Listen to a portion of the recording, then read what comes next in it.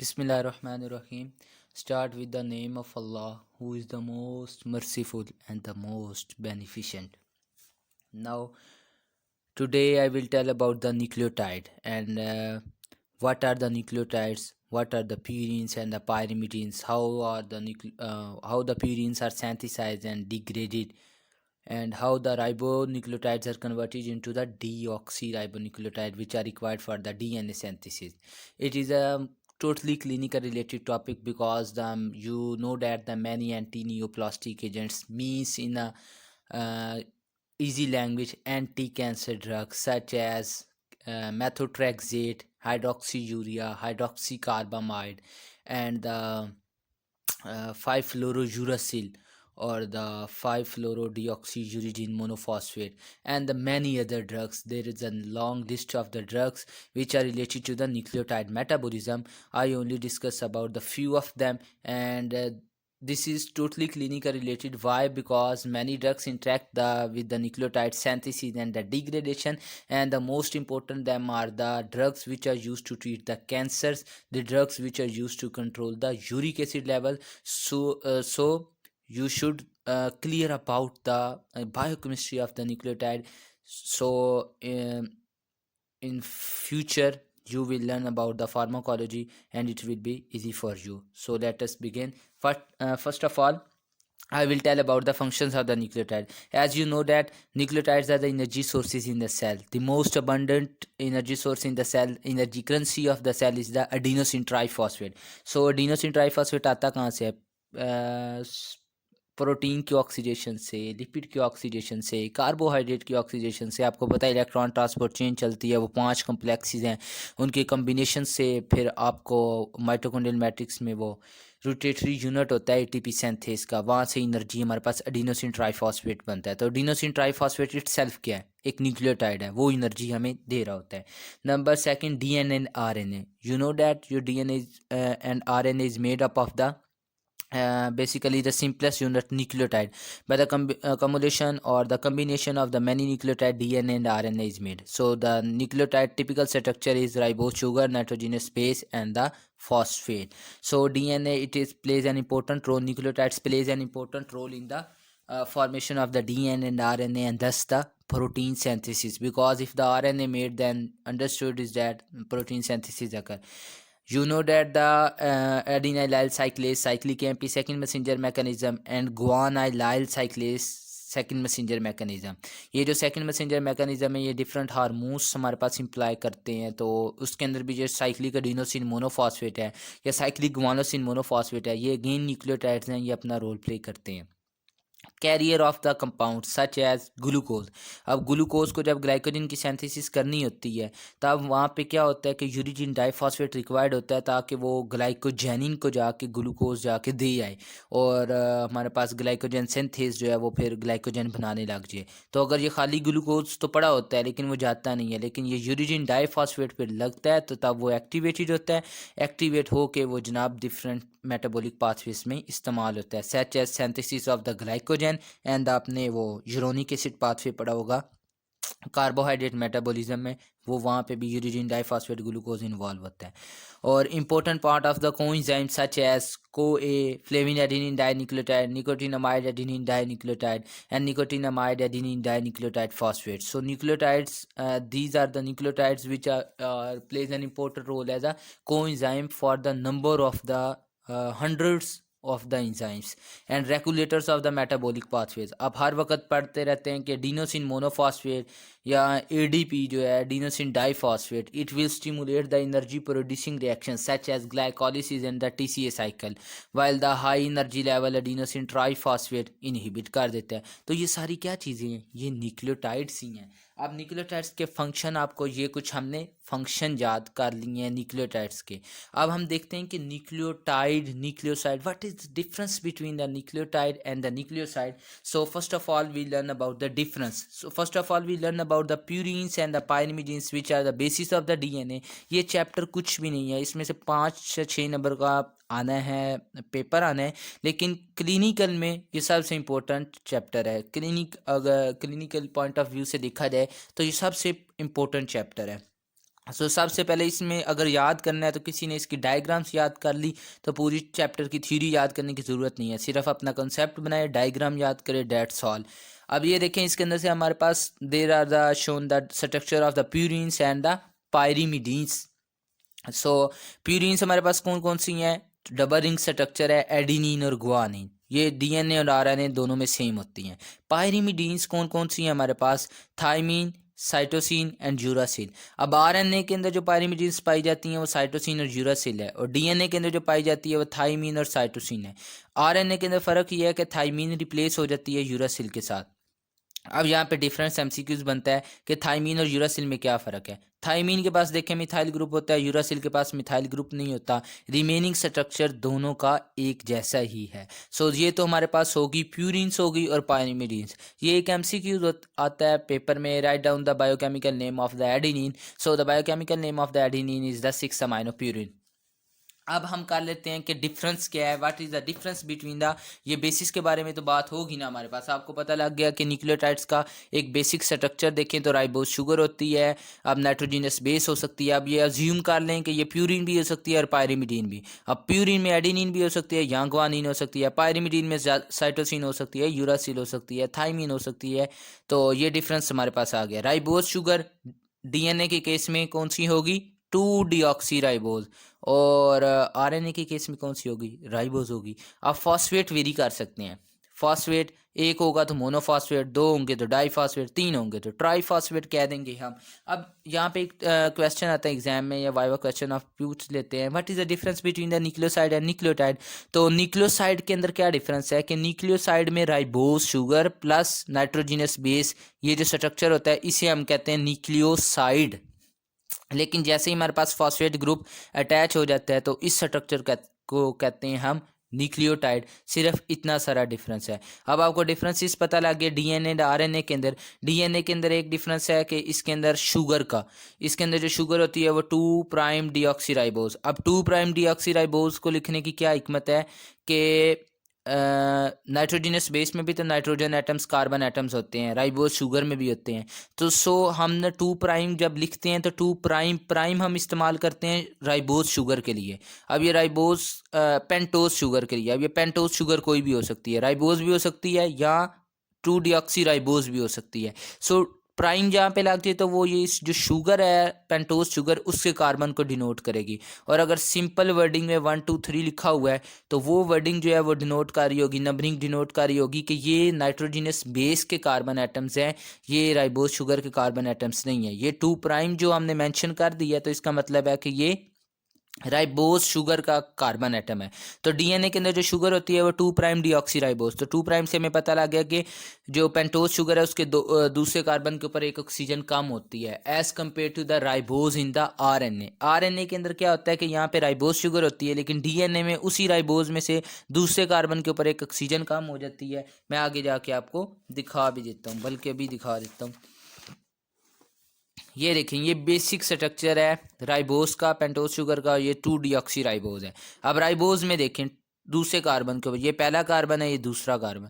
तो दूसरे कार्बन पे देखें हाइड्रोक्सिल ग्रुप है, और यहाँ पे 2 डीऑक्सीराइबोज में देखेंगे तो यहाँ पे आपको नजर आएगा there will only be the hydrogen, oxygen is removed, so the structure resulting structure is known as the 2 deoxyribose. 2 deoxyribose जो होती है तो वो हमारे पास कहाँ पे होती है? डीएनए में। और आरएनए में कहाँ जो है वो होती है खाली राइबोज होती है। तो हमें ये पता लग गया कि डिफरेंस तो एक आ गया डीएनए में शुगर का, दूसरी डिफरेंस आ गया बेसिस का भी। आपको बेसिस का भी बता दिया कि डीएनए में कौन सी होती हैं और आरएनए में कौन सी होती हैं। अब सर्टन अनयूजुअल बेसिस भी हमारे पास प्रेजेंट होती हैं। अब अनयूजुअल बेसिस को याद रखने का बहुत आसान सा फार्मूला है एक, कि इतनी ज़्यादा याद नहीं रखनी, सिर्फ आपने एक यूरासिल को याद रख लें कि ये फ्रीक्वेंटली डाईहाइड्रो यूरासिल जो है, मतलब इसके अंदर यूरासिल की रिडक्शन होगी और क्या हो गया हमारे पास एक कन्वर्ट हो गया डाईहाइड्रो यूरासिल।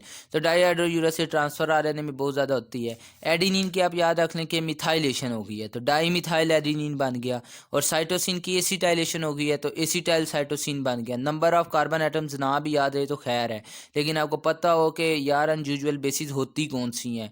तो नाम कोई एक दो तो आपको लाजमी आना चाहिए। यूरासिल जो है वो डाईहाइड्रो यूरासिल में, यानी यूरासिल के रिडक्शन कर दें डाईहाइड्रो यूरासिल, एडिनिन की मिथाइलेशन कर दें डाई मिथाइल एडिनिन, साइटोसिन की एसिटाइलेशन कर दें एसिटाइल साइटोसिन। ये ना भी याद हो तो इतना फ़र्क नहीं पड़ता।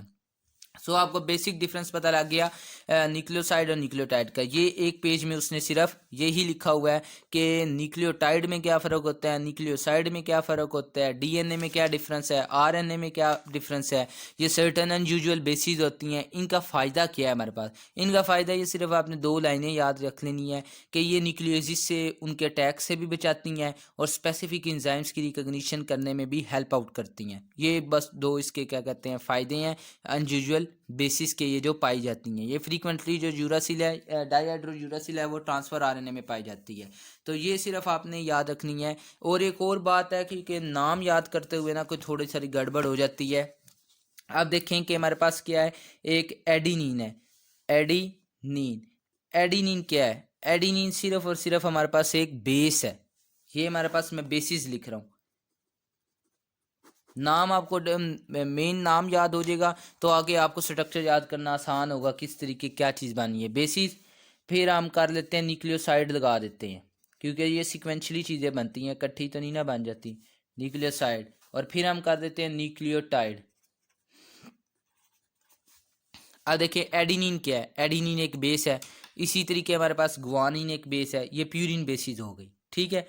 अब ये मैं लाइन लगा रहा हूँ, प्यूरिन बेसिस यहाँ पे हो गई। अब पायरीमिडीन बेसिस कौन कौन सी हैं, थाइमिन है, यूरासिल है, और the last one is the cytosine. So ये हमारे पास 5 बेसिस आ गई हैं। अब जब एडिनिन के साथ मैं शुगर लगाऊंगा, अभी मैं सिर्फ पेंटोज शुगर का ही नाम ले रहा हूँ। पेंटोज शुगर का नाम लेने में ये क्या, इसमें क्या बात है कि ये इसमें पता नहीं लगता कि वो राइबोज है या 2 डीऑक्सी राइबोज है। एक जनरल कैटेगरी मैंने इस्तेमाल करनी ना, तो फ़र्ज़ कर लें कि वो राइबोज है या पेंटोज शुगर ही फ़र्ज़ करें। अगर इसके साथ शुगर मैं ऐड कर दूं और प्लस एडिनिन ऐड हो जाए, तब रिजल्टिंग स्ट्रक्चर को मैं क्या नाम दूंगा, उसे कहूँगा एडिनोसिन। क्या कहूँगा, एडिनोसिन। और अगर मैं उसके साथ फॉस्फेट ऐड कर दूं तो मैं उसको कहूँगा एडिनोसिन मोनोफॉस्फेट, अगर मैंने एक ऐड किया है। अगर 2 ऐड कर दूं तो एडिनोसिन डाईफॉस्फेट, और इसी तरीके एडिनोसिन ट्राईफॉस्फेट। अब गुआनिन के साथ जब ऐड करूँगा शुगर, तब बन जाएगा गुआनोसिन, ठीक है। और जब मैं गुआनिन का जब नाम लिया जाए तो ये बेस का नाम लिया जा रहा है, जब गुआनोसिन का नाम लिया जाए तो ये न्यूक्लियोसाइड का नाम लिया जा रहा है, और अगर गुआनोसिन मोनोफॉस्फेट, गुआनोसिन डाईफॉस्फेट का नाम लिया जा रहा है तो ये न्यूक्लियोटाइड का नाम लिया जा रहा है। अब यहाँ पे इस तरीके गलती ये होती है कि हम सारों को क्या कर देते हैं, एडिनिन के साथ शुगर डाल के ये एडिनोसिन, गुआनिन के साथ लग गई गुआनोसिन, ये गुड हो गया। अब थाइमिन के साथ लगे तो थाइमोसिन, ये कभी नहीं हुआ। थाइमीन के साथ जब शुगर लगती है तो उसे हम कहते हैं थाइमिडीन।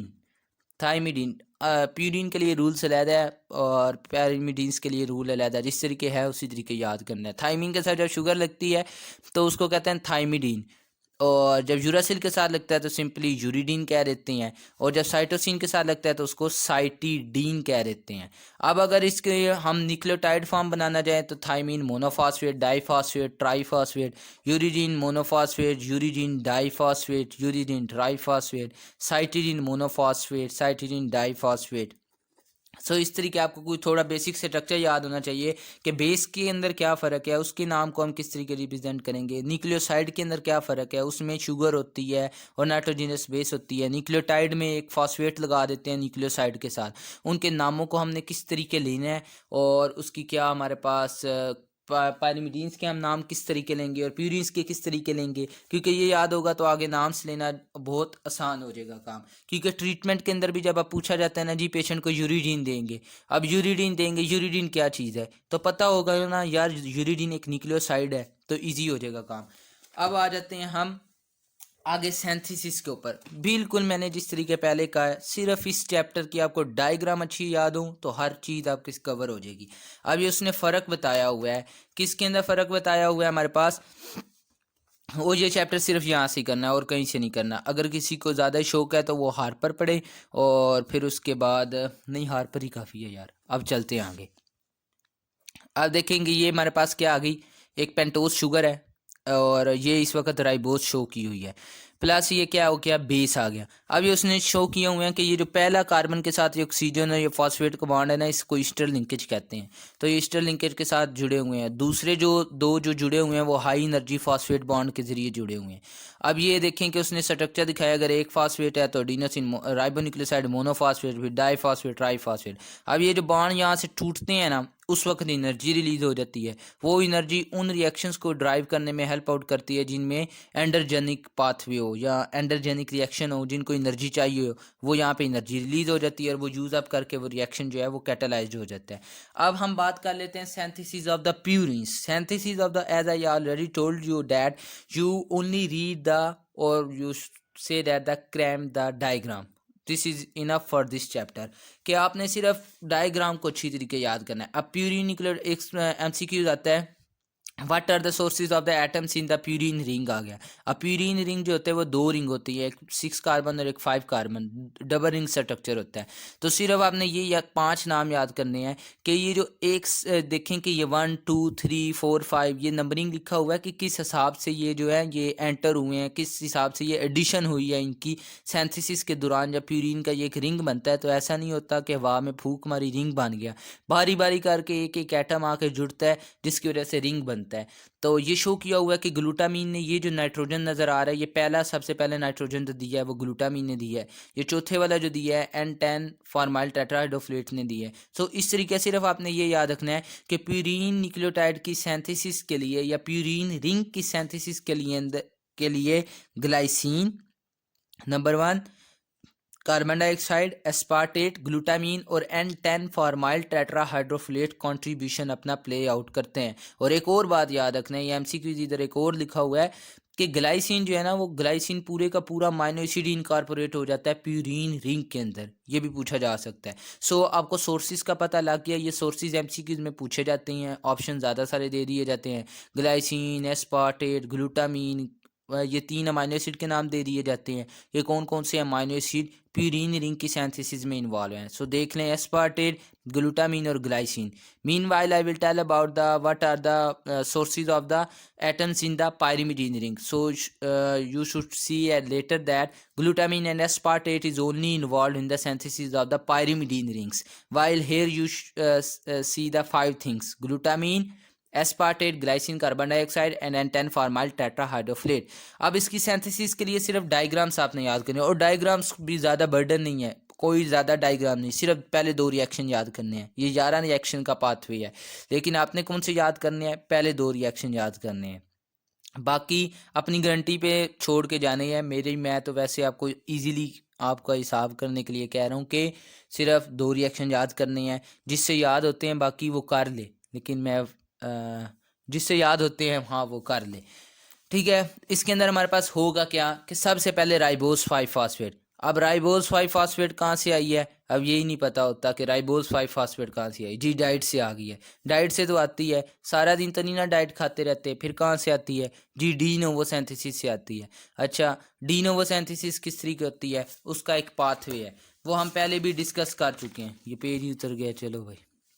अच्छा, हेक्सोज मोनोफॉस्फेट शंट का आपने नाम सुना होगा। तो हेक्सोज मोनोफॉस्फेट शंट जो है वो क्या है कि ग्लूकोज आया, ग्लूकोज 6 फास्फेट, मैं ग्लूकोज 6 फास्फेट लिख रहा हूँ।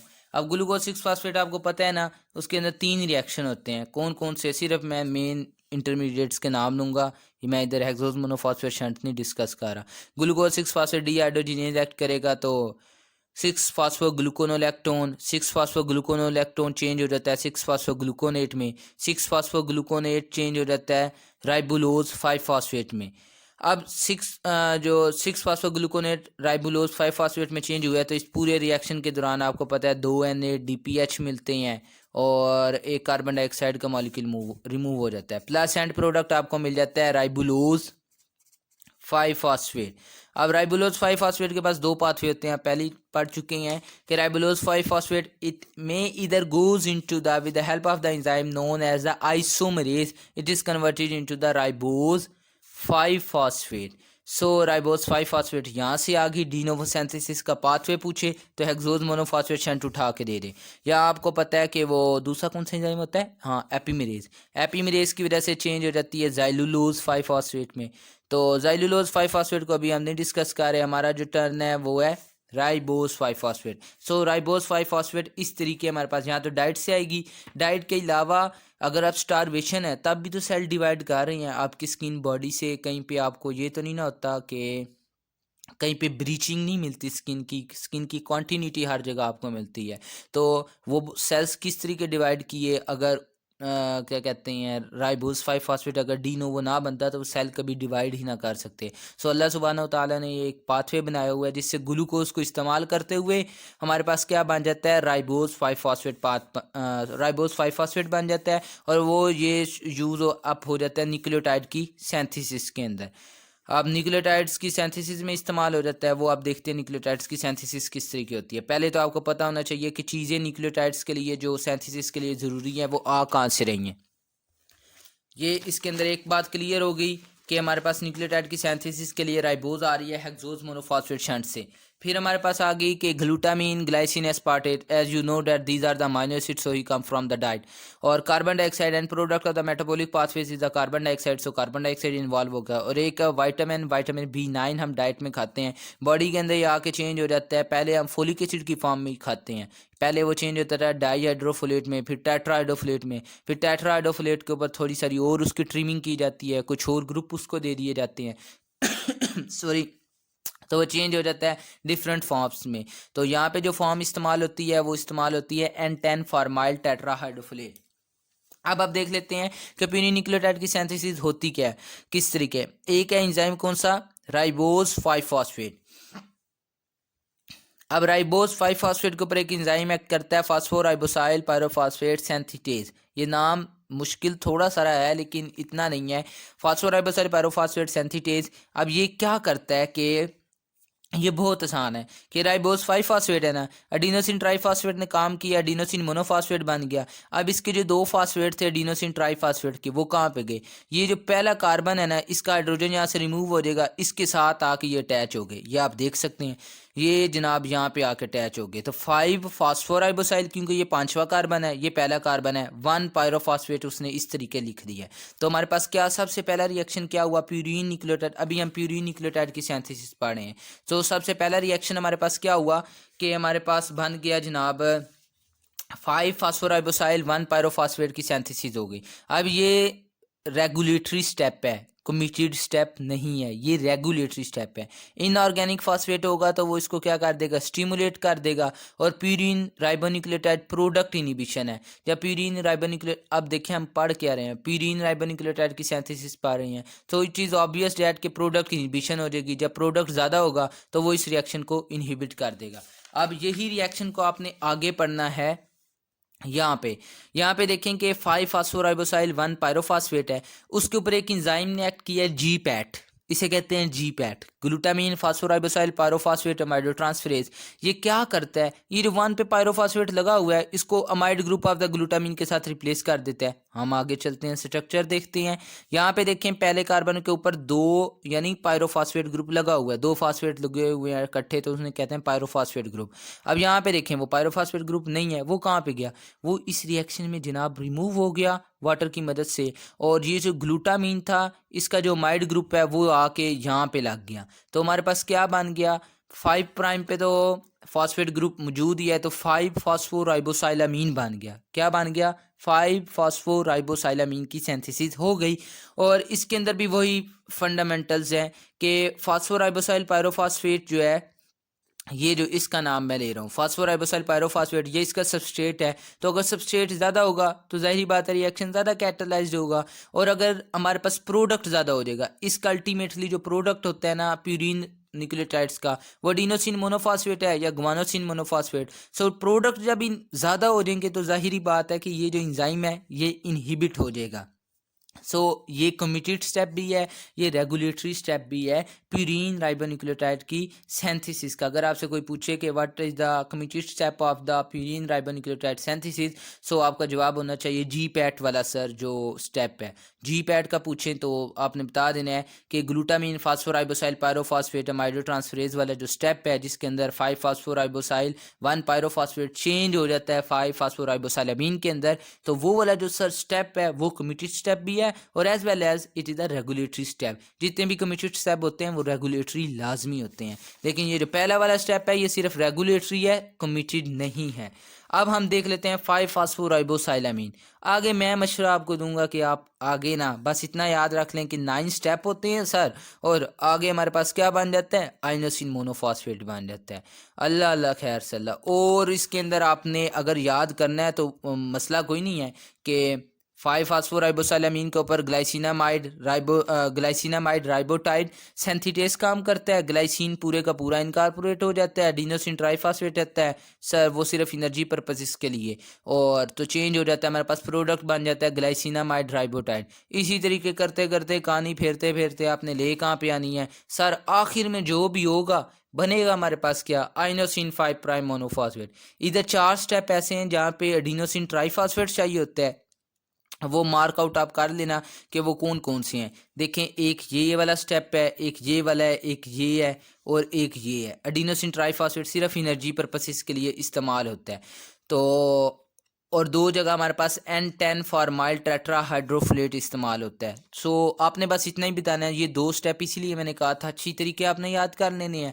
और आगे आपने बताना है सर कि 9 स्टेप पाथवे होता है आगे, और एंड प्रोडक्ट उसका होता है आइनोसिन मोनोफॉस्फेट। ये इनफ है, इट इज़ इनफ। ये जो रोल है ना यहाँ पे, ग्लाइसिनामाइड राइबोटाइड, एन फॉर्माइल ग्लाइसिनामाइड राइबोटाइड और एन फॉर्माइल ग्लाइसिनामाइडीन राइबोटाइड, ये वाला आपने रोला नहीं याद करना, ठीक है। सिर्फ आपने 2 स्टेप पहले वाले याद रखने हैं, 9 स्टेप का पाथवे आपने याद रखना है, और आइनोसिन 5 मोनोफॉस्फेट बना देना है, क्योंकि ये इसके अंदर इम्पोर्टेंट तो ज़ाहिरी बात है ये है ही है, लेकिन किसी ड्रग का इंट्रैक्शन नहीं है इसके अंदर। 2 ही जगह ड्रग का इंट्रैक्शन है, वो मैं आपको बता देता हूँ, वही स्टेप आपने याद करने हैं, वही एग्जाम में इंपॉर्टेंट है। अब कोलेस्ट्रॉल की अगर सिंथेसिस पूछी जाए तो पूरा कोलेस्ट्रॉल की सिंथेसिस नहीं पूछी जाती। वो कहते हैं भाई हमें बताओ टॉरवेस्टेटिन दे दिया या प्रेवेस्टेटिन दे दिया, तो वो कौन से एंजाइम को इनहिबिट करेगी सर, HMG को ए रिडक्टेज को इनहिबिट करेगी। जी कौन सा एंजाइम सर, हाइड्रोक्सी मिथाइल ग्लूटाराइल कोए रिडक्टेज, जो हमारे पास हाइड्रोक्सी मिथाइल ग्लूटाराइल कोए को मेवालुनेट में चेंज कर देती है। भाई इसी को क्यों किया है सर, ये कमिटेड स्टेप है, ये इसका एनालॉग है, इसलिए इसको इनहिबिट कर दिया।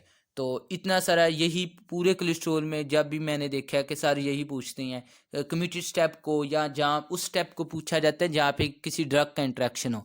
ये नाम मुश्किल हैं थोड़े, तो याद नहीं होंगे, तो बेहतर है कि आप सिर्फ ड्रग की इंट्रैक्शन वाले स्टेप याद रखें, और बेसिक्स याद रखें कि 2 स्टेप को आपने अच्छी तरीके याद करना है। बाकी आपने याद करना है कि सर 9 स्टेप पाथवे होता है और हमारे पास आइनोसिन मोनोफॉस्फेट बन जाता है। अब यहाँ पे 2 चीज़ें हैं, एक दी जाती हैं ड्रग्स जिसे कहते हैं पैबा एनालॉग्स। पैबा एनालॉग्स दिए जाते हैं हमारे पास बैक्टीरिया को या माइक्रो ऑर्गेनिजम्स की, खासकर जो बैक्टीरियल माइक्रो ऑर्गेनिजम्स हैं उनकी ग्रोथ को रोकने के लिए। ह्यूमंस में क्या होता है कि ह्यूमंस में, चले पहले बैक्टीरिया की बात कर लेते हैं। जो सल्फोनामाइड ड्रग है ना, सल्फोनामाइड एक ग्रुप ऑफ द ड्रग्स हैं, वो हमारे पास पैरामाइनोबेंजोइक एसिड के एनालॉग्स हैं। बैक्टीरिया के अंदर पैरामाइनोबेंजोइक एसिड को यूज़ करके क्या कर लिया जाता है, फोलिक एसिड की सिंथेसिस करवा ली जाती है। लेकिन हमारे पास जब हम सल्फोनामाइड्स देते हैं तो वो कम्पिटिटिवली हमारे पास कम्पिटिटिव इनिबिशन के मैकेनिज्म से जो बैक्टीरिया के अंदर फोलिक एसिड की सिंथेसिस हो रही होती है उसको रोक देते हैं। सो अगर बैक्टीरिया के अंदर फोलिक एसिड की सिंथेसिस रुक गई है तो ये टेट्राहाइड्रोफोलेट नहीं बनेगा, N10 फॉर्माइल टेट्राहाइड्रोफोलेट नहीं बनेगा, तो उनके अंदर प्यूरिन की सिंथेसिस होगी। The answer is no. So वो रेप्लिकेट करेंगे, द आंसर इज़ नो। तो बॉडी का जो डिफेंस मैकेनिज्म है उसको ओवरकम करके उसको मार देगा। अब सवाल ये पैदा होता है, अगर हमने ह्यूमंस को दे रहे हैं, चलो बैक्टीरियल ग्रोथ तो रोक रहे हैं, क्या ह्यूमन के ऊपर एडवर्स इफेक्ट आएगा? The answer is no. Sir paraaminobenzoic acid का ह्यूमंस के ऊपर कोई एडवर्स इफेक्ट नहीं आएगा। वाई? आप लोगों को पता है कि जितने भी हमारे पास वाइटामिन हैं वो बॉडी में इस अमाउंट में सेंथिसाइज नहीं होते। अव्वल तो बहुत सारे तो होते ही नहीं हैं, कुछ एक आधे हैं, विटामिन B7, बायोटीन और विटामिन K जो हमारे पास सेंथिसाइज, और विटामिन D, बाकी तो हमारे पास हमें डाइट से लेने पड़ते हैं। तो सर बॉडी में जब सेंथिसाइज ही नहीं होता तो हमें बायो रिक्वायरमेंट, हमारे पास डाइटरी रिक्वायरमेंट हमें लेनी पड़ती है ताकि हमारे बॉडी के जो रिएक्शंस है वो एडिक्वेट चल सकें। सो ह्यूमंस के अंदर इस ड्रग का कोई इफेक्ट नहीं आता। अब हमारे पास ये भी आपको बैक्टीरिया का भी पता लग गया और ह्यूमंस का भी पता लग गया। अब एक और ड्रग है, एंटी नियोप्लास्टिक एजेंट कहते हैं या एंटी कैंसर ड्रग कहते हैं, वो है मेथोट्रेक्सेट। मेथोट्रेक्सेट क्या करती है, इसको मैं आपको आखिर में बताऊंगा कि मेथोट्रेक्सेट क्या करती है। बस आपने चलें अभी बता देते हैं कि ये बेसिस है, ये आप याद करेंगे तो बहुत अच्छे रहेंगे। फोलिक एसिड है, क्योंकि सारी ज़िंदगी यही चलता रहना है। फोलिक एसिड है, फोलिक एसिड के ऊपर हमारे पास क्या होता है कि 2 NADPH आते हैं, NADPH लिख लें, NADP के अंदर चेंज हो जाते हैं। So with the help of the enzyme known as the dihydrofolate reductase, मैं अब पूरा चलो नाम बुक में लिखा हुआ है, आप देख लीजिएगा। Dihydrofolate reductase, it is converted into the dihydrofolate. Folic acid जो है बॉडी में जब हम खाते हैं, ये कौन सा विटामिन है, ये है B9। अच्छा, B9 है, ये वाटर सॉल्युबल है कि fat soluble? Sir water soluble है। अब वाटर सॉल्युबल है तो ये जैसे ही हमारे पास प्लाज्मा में आता है, सेल्स के पास जाता है, तो वो सेल्स हमारे पास क्या करते हैं कि इसको पहले तो चेंज करते हैं डाईहाइड्रोफोलेट के अंदर। अब डाईहाइड्रोफोलेट के अंदर चेंज हो गया, दोबारा यही रिएक्शन रिपीट होता है, और डाईहाइड्रोफोलेट जो है वो टेट्रा हाइड्रोफोलेट के अंदर चेंज हो जाता है, टेट्रा हाइड्रोफोलेट के अंदर। सो टेट्रा हाइड्रोफोलेट बन गया। यहाँ पे जो इंजाइम में बार बार नाम ले रहा हूँ उसका नाम है डाईहाइड्रोफोलेट रिडक्टेज।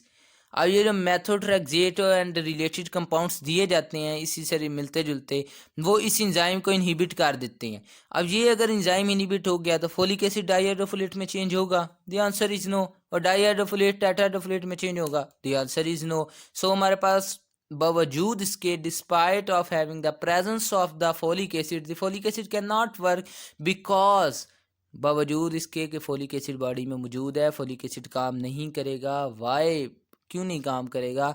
बिकॉज हमें पता है कि द पोटेंट और the active form of the folic acid और the vitamin B9 is the tetrahydrofolate. So जब तक ये हमें अवेलेबल नहीं होगी तब हमारे पास कुछ भी नहीं होगा। और ये भी बहुत जगह इस तरीके खाली इस्तेमाल होता है, इसकी भी ट्रिमिंग की जाती है, मतलब इसको भी कुछ आप कह रहे हैं कि मेकअप किया जाता है। अब इसको क्या मेकअप किया जाता है, कभी इसको मिथाइल ग्रुप दे देंगे तो हम कहेंगे मिथाइल टेट्राहाइड्रोफोलेट, कभी इसको फॉर्माइल ग्रुप दे देंगे तो हम कहेंगे फॉर्माइल टेट्राहाइड्रोफोलेट। सो इस तरीके हमारे पास इसके डिफरेंट ग्रुप्स हैं, बिकॉज ये एटम्स की बॉन्डिंग कन्फिग्रेशन डिफरेंट होती है तो नाम भी डिफरेंट बन जाते हैं। लेकिन बेसिस आपने याद रखनी है कि folic acid with the help of the enzyme known as the dihydrofolate reductase, it is converted into the tetrahydrofolate by a 2-step enzymatic reaction. If we gave the methotrexate and the related compound, then this enzyme is inhibited, so folic acid cannot convert it into the tetrahydrofolate in its active form, so its deficiency occur. When its deficiency occur, then what happens? You know that they in 2 steps in the purine synthesis there is the requirement of the tetrahydrofolate and 10 for mild tetrahydrofolate. So if the tetrahydrofolate is not there, so the reaction cannot catalyze and the purines cannot synthesize, and eventually what happen, the cells cannot grow. So हम ये drugs देते हैं cancer को treat करने के लिए। जब uncontrolled cell division हो जाती है तो उनके सबस्ट्रेट को रोक लिया जाता है, ताकि जब उनको सबस्ट्रेट नहीं मिलेंगे, अगर किसी ने बिल्डिंग बनानी है, अगर हम उसको ईंटें ही ना दें तो वो बिल्डिंग क्या किस तरीके बनाएगा, हवा में तो नहीं ना बना देगा। तो अगर हमने ये समझे कि बिल्डिंग ब्लॉक्स हैं तो बिल्डिंग ब्लॉक्स हमने रोक लिए हैं तो वो प्यूरिन्स की सिंथेसिस नहीं होगी, सेल्स के अंदर DNA दोबारा डिवाइड नहीं होगा तो सेल्स रेप्लिकेट नहीं करेंगे।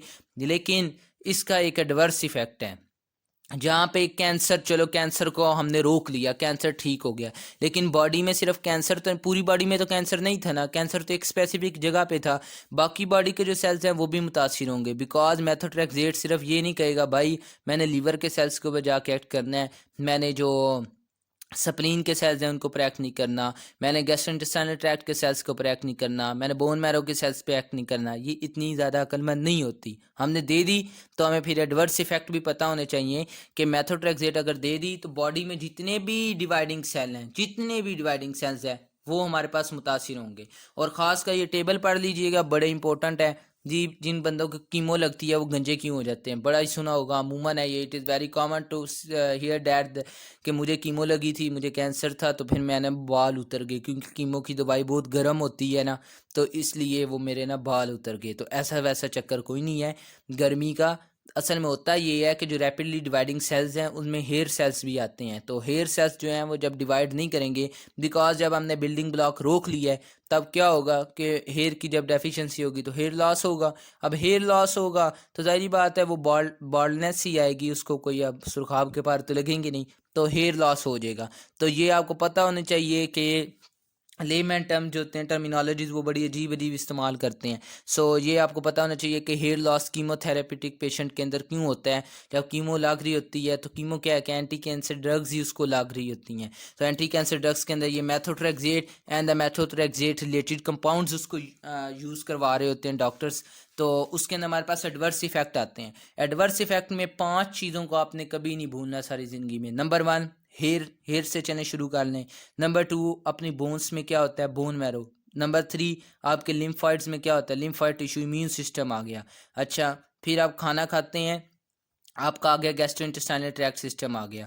फिर आपका जनाब आ गया आपकी स्किन आ गई। अब ये 5 चीज़ों को आपने याद रखना है कि इन 5 चीज़ों पे एडवर्स इफेक्ट आएंगे। नंबर 1, आपके एडिनॉइड यानी इम्यून सिस्टम पे कह लें, वो पेशेंट जो है इम्यूनो डेफिशिएंट होगा। नंबर 1, इसकी इम्यूनिटी वीक हो जाएगी। इम्यूनो डेफिशिएंट ना भी कहें तो इम्यूनिटी वीक हो जाएगी। नंबर 1 आ गया। नंबर दूसरा के गैस्ट्रोइंटेस्टाइनल ट्रैक्ट जो है, अबाउट 30 to 40 मिलियन सेल्स जो होते हैं वो हर रोज़ जो हमारे पास पूरा गैस्ट्रोइंटेस्टाइनल ट्रैक्ट है उसमें से शेड ऑफ होते हैं और उसकी जगह नए आके बनते हैं। तो इतनी ज़्यादा सेल्स को बनाने के लिए जाहिर बात है न्यूक्लियर मटेरियल तो चाहिए ही चाहिए। जब हमने न्यूक्लियर मटेरियल की सिंथेसिस को रोक लिया, सेल्स डिवाइड करेंगे, the answer is no. So disturbances होंगी, द आंसर इज़ यस। तो आज ये बातें हम तो याद रखनी है। फिर बोन मैरो, बोन मैरो के अंदर हमें एनीमिया नज़र आएगा। और हमारे पास और क्या था, स्किन है, उसके अंदर स्केली हमारे पास स्किन आ जाएगी। और हेयर फॉलिकल्स पहले बता दिया, वो साहब बॉल्डनेस उनके अंदर आ जाएगी, वो बॉल्ड हो जाएंगे। अच्छा, उसके बाद हम कर लेते हैं, ये अभी तक कहानी थी पैरामाइनोबेंजोइक एसिड एनालॉग्स की, जो सल्फोनामाइड्स हम ड्रग्स देते हैं, और मेथोट्रेक्सेट की। अब कहानी शुरू हो जाती है आइनोसिन मोनोफॉस्फेट से आगे।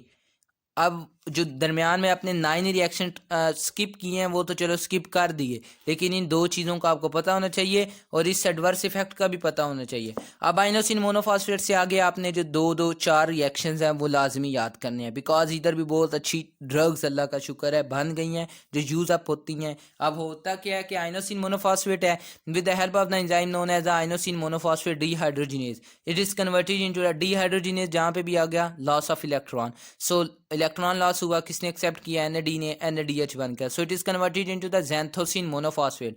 और ज़ैंथोसिन मोनोफॉस्फेट है, उसको क्या होगा कि ग्लूटामीन अपना अमाइड ग्रुप देगा, उसकी अमाइनेशन होगी तो वो कन्वर्ट किस में हो जाएगा, गुआनोसिन मोनोफॉस्फेट में कन्वर्ट हो जाएगा।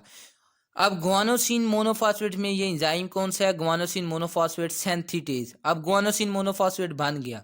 अब गुआनोसिन मोनोफॉस्फेट जब प्रोडक्ट बन गया, वो इस आइनोसिन मोनोफॉस्फेट डीहाइड्रोजिनेज को इनहिबिट कर देता है। यहाँ पे अल्लाह ताला की हिकमत नज़र आती है कि अल्लाह ताला ने किसी भी चीज़ को इजाफा क्या कहते हैं, बहुत ज़्यादा ह्यूज अमाउंट में बनने के लिए नहीं छोड़ दिया, बल्कि हर स्टेप के ऊपर रेगुलेशन रखी कि गुआनोसिन मोनोफॉस्फेट था, जब उसका लेवल ज़्यादा हुआ उसने आइनोसिन मोनोफॉस्फेट डीहाइड्रोजिनेज को इनहिबिट कर दिया। ये अल्लाह ने क्यों किया, क्योंकि अगर ये आइनोसिन मोनोफॉस्फेट कहीं सारा गुआनोसिन मोनोफॉस्फेट में चेंज ना हो जाए, जब इसकी क्वांटिटी पूरी हो तो ये इसको इनहिबिट कर देता है। इसको पता लगता है भाई अब यहाँ पे तो जाने का रास्ता बंद हो गया है, तो ये दूसरी साइड पे चले जाता है। आ जाए, हम भी दूसरी साइड पे आ जाते हैं। आइनोसिन मोनोफॉस्फेट आ गया, with help of the enzyme known as the adenylosuccinate synthetase आ गया। ये एंजाइम्स के सर आप लोगों ने नाम याद करने हैं, बिकॉज ये करने पढ़ने ही हैं, तब भी हमारे पास बायोकेमिस्ट्री भी आएगी और तब भी हमारे पास फार्माकोलॉजी भी आएगी। सो आइनोसिन मोनोफॉस्फेट है, with help of the enzyme known as adenylosuccinate synthetase. ये किस में चेंज हो जाएगा, एडिनाइलोसक्सिनेट में। ये एमसीक्यूज बहुत दफ़ा आते हैं कि जब गुआनोसिन मोनोफॉस्फेट की सेंथिसिस हुई तो कौन से किस चीज़ ने हमारे पास एनर्जी, किस न्यूक्लियोटाइड ने एनर्जी दी और कहाँ से अमाइनो ग्रुप आया। तो हमारे पास एनर्जी एडिनोसिन ट्राइफॉस्फेट ने दी थी और अमाइड ग्रुप ग्लूटामीन ने दिया था। अब यहाँ पे जब एडिनोसिन मोनोफॉस्फेट की सिंथेसिस हो रही है तब एनर्जी कहाँ से आई, तब जीटीपी से आई। और तब अमाइनो ग्रुप कहाँ से आया या अमाइड ग्रुप आया, वो हमारे पास एस्पार्टेट से आ गया। तो ये चीज़ें आपने याद रखनी है। अब एडिनाइलोसक्सिनेट बन गया, एडिनाइलोसक्सिनेज ने एक्ट किया, फ्यूमारेट हमारे पास निकल गया। ये फ्यूमारेट कौन सा है, फ्यूमेरेट एक इंटरमीडिएट है TCA साइकिल का, फ्यूमेरेट मेलेट में, मेलेट ऑक्सैलोएसीटेट में, और वो चक्कर फिर इसी तरीके चलता रहेगा। अब हमारे पास क्या हुआ कि एडिनाइलोसक्सिनेट चेंज हो गया एडिनोसिन मोनोफॉस्फेट में। अब अगर एडिनोसिन मोनोफॉस्फेट पहले बन गया और उसकी क्वांटिटी पूरी हो गई है, तब एडिनाइलोसक्सिनेट सिंथेटेज जो है वो इनहिबिट हो जाएगा और दूसरी जगह पाथवेज चलने लग जाएगा। जब इन दोनों का लेवल पूरा हो जाए, यानी रिक्वायरमेंट बॉडी में पूरी हो जाए, तब क्या होगा, ये दोनों जाएंगे यहाँ पे जी पैट के पास, जो पहले हम जिक्र कर चुके हैं, ग्लूटामिन फास्फोराइबोसाइल पायरोफॉस्फेट के glutamine phosphoribosyl 1 pyrophosphate amido transferase, पूरा नाम याद करें, अमाइडो ट्रांसफरेज के पास जाएंगे और इसको इनहिबिट कर देंगे। ये देखिए इसने ट्रू लिखा हुआ है, थ्योरी आप पढ़ लीजिएगा। यहाँ पे बहुत इंपॉर्टेंट एक ड्रग है, ये यहाँ पे आपने ये वाला डायग्राम इतना याद करना है और ये इसका ये वाला एक स्टेप याद करना है, बाकी 9 स्टेप पाथवे सर, और आइनोसिन मोनोफॉस्फेट बन जाएगा। सिंपल, सर को भी गोली करा देनी है। और मतलब मीठे वाली के ज़्यादा आप नहीं ना याद कर सकते, जिसने याद करना है उस सो वेलकम, वार्मली वेलकम, वो याद करे। लेकिन क्या कहते हैं, आपकी भलाई के लिए 4 स्टेप ये हैं, 2 स्टेप पीछे वाले हैं, 6 स्टेप एफिशिएंट याद हो। 2 स्टेप के अंदर आपको पता हो कि यार मेथोट्रेक्सेट क्या करता है और पैरामाइनो बेंजोइक एसिड एनालॉग्स क्या करती हैं, और इसके एडवर्स इफेक्ट पता हूँ, डेट्स ऑल, इतना ही सफिशेंट है याद करने के लिए, ज़्यादा इसके अंदर खिचड़ी नहीं मचानी। ठीक है, अब हमारे पास एक और ड्रग आ जाती है। पहले हमने मेथोट्रेक्सेट पढ़ी है, फिर हमने पढ़ी है सल्फोनामाइड्स पढ़ी हैं जो पैरामाइनो बेंजोइक एसिड एनालॉग्स हैं, फिर उनके एडवर्स इफेक्ट्स पढ़े हैं। अब एक और ड्रग है, उसका नाम है माइकोफिनोलिक एसिड। अब माइकोफिनोलिक एसिड क्या करती है? माइकोफिनोलिक एसिड एक ड्रग है जो आइनोसिन मोनोफॉस्फेट डीहाइड्रोजिनेज को इनहिबिट कर देती है। अब आइनोसिन मोनोफॉस्फेट डीहाइड्रोजिनेज जब इनहिबिट हो जाएगा तो ये देखें कि गुआनोसिन मोनोफॉस्फेट नहीं बनेगा, तो गुआनोसिन मोनोफॉस्फेट होगा तो तभी प्रॉपर अमाउंट में होगा, तो डीएनए की हमारे पास क्या होगी, सिंथेसिस, या हमारे पास जो इम्यून सिस्टम के सेल्स हैं वो डिवाइड करेंगे। तो क्या होता है हमारे पास, बेसिकली जो बॉडी में रैपिडली डिवाइडिंग सेल्स हैं, कम से कम आपको 5-6 के तो लाजमी नाम आने चाहिए। एक तो गैस्ट्रोइंटेस्टाइनल ट्रैक्ट का आपने नहीं भूलना सारी जिंदगी, दूसरा बोन मैरो का, तीसरा स्किन का, चौथा हेयर फॉलिकल्स का, और पांचवा मैंने आपको बताया था खासकर इम्यून सिस्टम का। ये ड्रग्स जो हैं वो इम्यूनिटी को वीक कर देती हैं, तो डॉक्टर्स ने इसका फ़ायदा उठाते हुए माइकोफिनोलिक एसिड को यूज़ किया। माइकोफिनोलिक एसिड ने आइनोसिन मोनोफॉस्फेट डीहाइड्रोजिनेज को इनहिबिट कर दिया। अब जब इनहिबिट कर दिया तो जो रैपिडली प्रोलिफरेटिंग बी सेल्स या बी लिम्फोसाइट या टी लिम्फोसाइट थे वो हमारे पास कंप्रोमाइज्ड हो गए, वो प्रोलिफरेट नहीं कर सके क्योंकि उनका जेनेटिक मटेरियल ही हमने यहाँ पे रोक दिया। सो व्हाट हैपन्स कि हम इसको यूज़ क्यों करते हैं? उसको हम यूज़ करते हैं जब आपको पता है kidney transplant rejection, kidney transplant कर रही हैं, तो रिजेक्शन के अंदर होता क्या है कि जब किसी पेशेंट की इम्यूनिटी एक्ट कर जाती है, इम्यूनिटी जो इम्यून सिस्टम है वो डाउन नहीं होता, वो एक्टिव होता है, और अगर उसने रिएक्ट कर दिया जो हमारे पास डोनर किडनी के साथ, या जो उसको लग रही है किडनी किसी दूसरे पेशेंट की, तो अगर उसने उसके साथ रिएक्ट कर दिया तो वो उसको रिजेक्ट कर देगी। सो डॉक्टर्स क्या करते हैं कि पहले उसकी इम्यूनिटी काफ़ी वीक रखते हैं ताकि बॉडी उसको एक्सेप्ट कर ले, और फिर बाद में वो ड्रग्स बाद में बंद कर देते हैं। तो बॉडी जब एक दफ़ा एक्सेप्ट कर लेती है तब रिजेक्शन का हमारे पास क्या कहते हैं ख़तरा नहीं होता, और इस तरीके हमारे पास वो जो पेशेंट है कंप्रोमाइज्ड होता है वो ठीक हो जाता है। तो इस माइकोफिनोलिक एसिड को यूज़ आप कर लिया जाता है। It is an immunosuppressant drug use to prevent the graft rejection. ये जितने भी हमारे पास हम जो है लिवर ट्रांसप्लांट करते हैं, किडनी ट्रांसप्लांट करते हैं, तो उनके अंदर ये दी जाती हैं ड्रग्स ताकि हमारे पास इम्यूनिटी को वीक किया जाए। जो रेसिपिएंट बॉडी है, यानी जिसके अंदर लिवर या जिसके अंदर किडनी जानी है, उसका जो इम्यून सिस्टम है वो कहीं डोनर की किडनी के साथ रिएक्ट ना कर ले और उसको रिजेक्ट ना कर ले, इसलिए हमारे पास ये ड्रग्स दी जाती हैं। अब आगे आ जाते हैं बात, सिर्फ क्या करना है, डायग्राम्स याद करनी है। अब यहाँ पे एडिनोसिन मोनोफॉस्फेट तक बात चली गई, गुआनोसिन मोनोफॉस्फेट बन गया। अब आपको पता है एडीपी और एटीपी किस तरीके बनता है, यहाँ पे सिर्फ आपने याद रखना है। अब ये बड़ी कन्फ्यूजिंग टर्मिनोलॉजी और लिखी हुई है, एडिनाइलेट। अब एडिनाइलेट को सिंपली हम कहते हैं एडिनोसिन मोनोफॉस्फेट, और गुआनाइलेट को कहते हैं गुआनोसिन मोनोफॉस्फेट। तो ये टर्मिनोलॉजी भी याद कर लें तो अच्छा है। तो एडिनोसिन मोनोफॉस्फेट आ गया, गुआनोसिन मोनोफॉस्फेट आ गया, sorry. So base specific nucleoside monophosphate kinases, या आप सिंपली एडिनोसिन मोनोफॉस्फेट काइनेज याद कर लें या गुआनोसिन मोनोफॉस्फेट काइनेज याद कर लें। तो ये जब एडिनोसिन ट्राइब, एक बात बड़ी इंपॉर्टेंट नोट करनी है, वह कि यहाँ पे सारों में एटीपी इस्तेमाल हुआ है। एटीपी क्यों इस्तेमाल हुआ है? बिकॉज बाकी जितने न्यूक्लियोटाइड्स होते हैं वो एटीपी के मुकाबले में कम होते हैं और एटीपी मोस्ट अबंडेंट होता है और ये हमारे पास आपको पता है कि वो ईटीसी से बन रहा होता है, इसलिए हमारे पास ये हर जगह इस्तेमाल हो रहा होता है। तो ये अपना क्या कहते हैं फॉस्फेट इनको दे देता है, तो क्या बन जाता है कि ये खुद ही एडिनोसिन डाइफॉस्फेट में चेंज हो जाता है, इसको भी एडिनोसिन डाइफॉस्फेट में, तो उसने 2 एडिनोसिन डाइफॉस्फेट लिखनी है। अब ये जब डाइफॉस्फेट फॉर्म बन जाती है उसके ऊपर हमारे पास न्यूक्लियोसाइड डाइफॉस्फेट काइनेज ने काम किया। पहले कौन सा था? Nucleoside monophosphate kinase. अब दूसरा न्यूक्लियोसाइड डाइफॉस्फेट काइनेज है, उसने डाइफॉस्फेट फॉर्म को किस में चेंज कर दिया? ट्राइफॉस्फेट फॉर्म में चेंज कर दिया। बस आपने ये यहाँ पे याद रखना है, यही पैराग्राफ्स में उसने बताया हुआ है। अब हम कर लेते हैं प्यूरीन सैल्वेज पाथवे। अब ये प्यूरीन सैल्वेज पाथवे हमारे पास क्या है? What is the purine salvage pathway?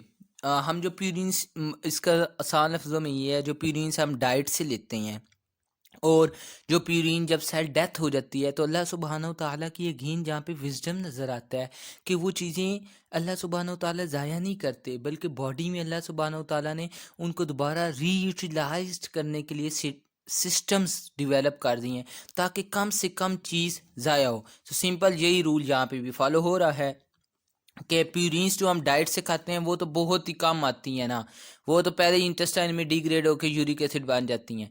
लेकिन जो नॉर्मल बिल फर्स्ट जो थोड़ी अमाउंट में आती हैं, और जो प्यूरीन्स हैं, जो सेल टर्नओवर होता है, सेल की डेथ होती है, तो उसके अंदर नतीजे में जो न्यूक्लियोटाइड्स हमारे पास अवेलेबल होते हैं, जो डीएनए आरएनए होता है, तो उनकी जब डिग्रेडेशन होती है तो ज़ाहिर बात है बेसिस मिलती हैं। अब उन बेसिस को ज़ाया नहीं किया जाता, उनको रीयूटिलाइज कर लिया जाता है। अब उस रीयूटिलाइजेशन के फिनोमिना को हम कहते हैं सैल्वेज, और वो जो पाथवे है उसे हम कहते हैं सैल्वेज पाथवे। और हो किसकी रही है सैल्वेज? प्यूरीन की, तो प्यूरीन सैल्वेज पाथवे।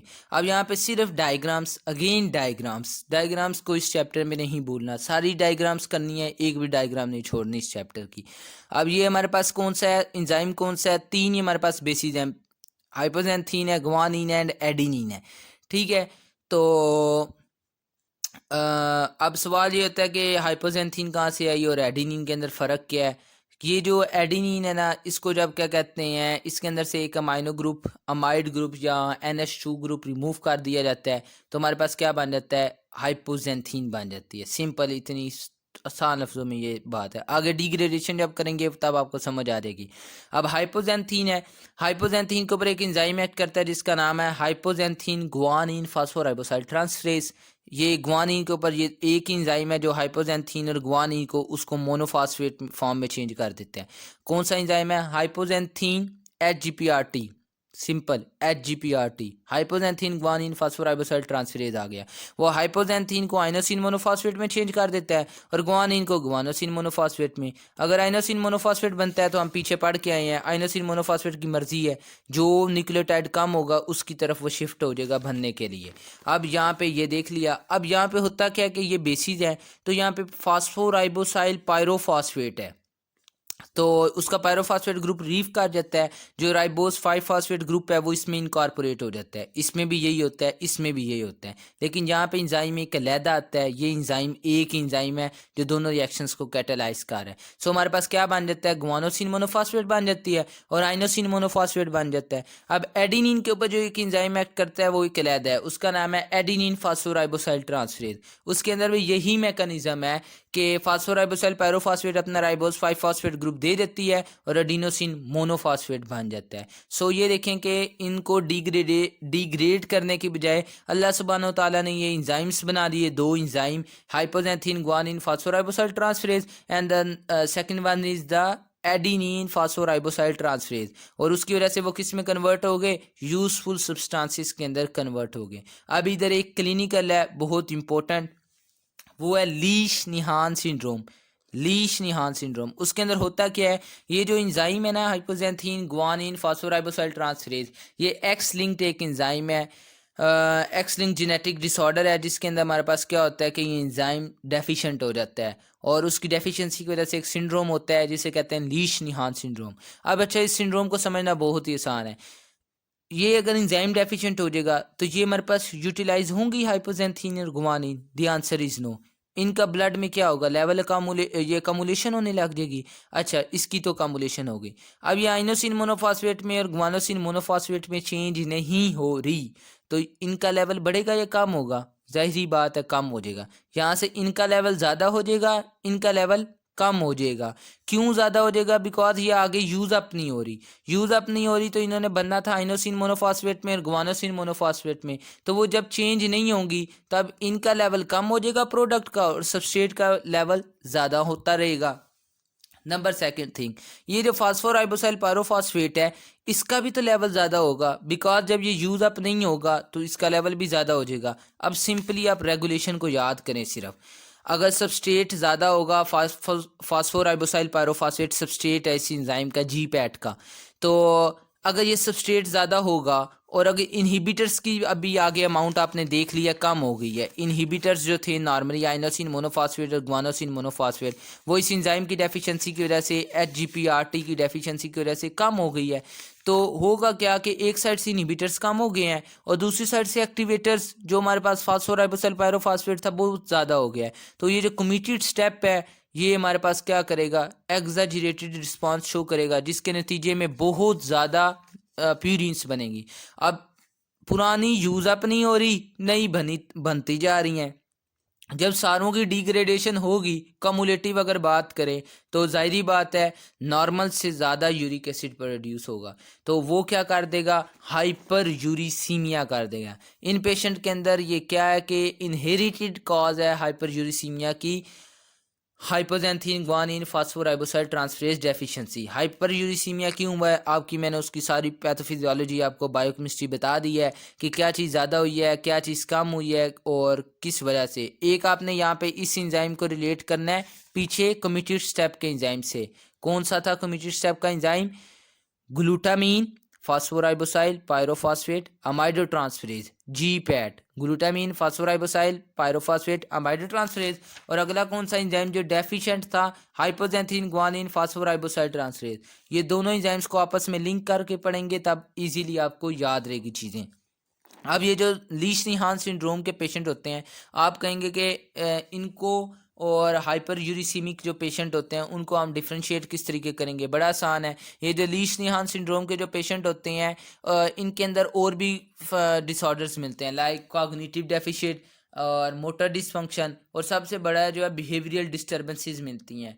और उसके अंदर है self mutilation, for example biting of the lips and finger. ये पेशेंट अपने होठ और उंगलियां खुद ही खाते रहेंगे, तो जिसकी वजह से ये देखें इसके होठ सूजे हुए हैं। सो हाइपरयूरिसीमिक पेशेंट के आप दूसरे सिम्टम्स में अगर उसके बिहेवियर डिस्टर्ब है, कॉग्निटिव इम्पेयरमेंट है, उसके अंदर मोटर डिसफंक्शन है कि उसके दूसरे बॉडी के फंक्शंस नहीं काम कर रहे, तो आपने समझ जाना है कि ये जो है इसमें कोई एंजाइमेटिक डेफिशिएंसी है।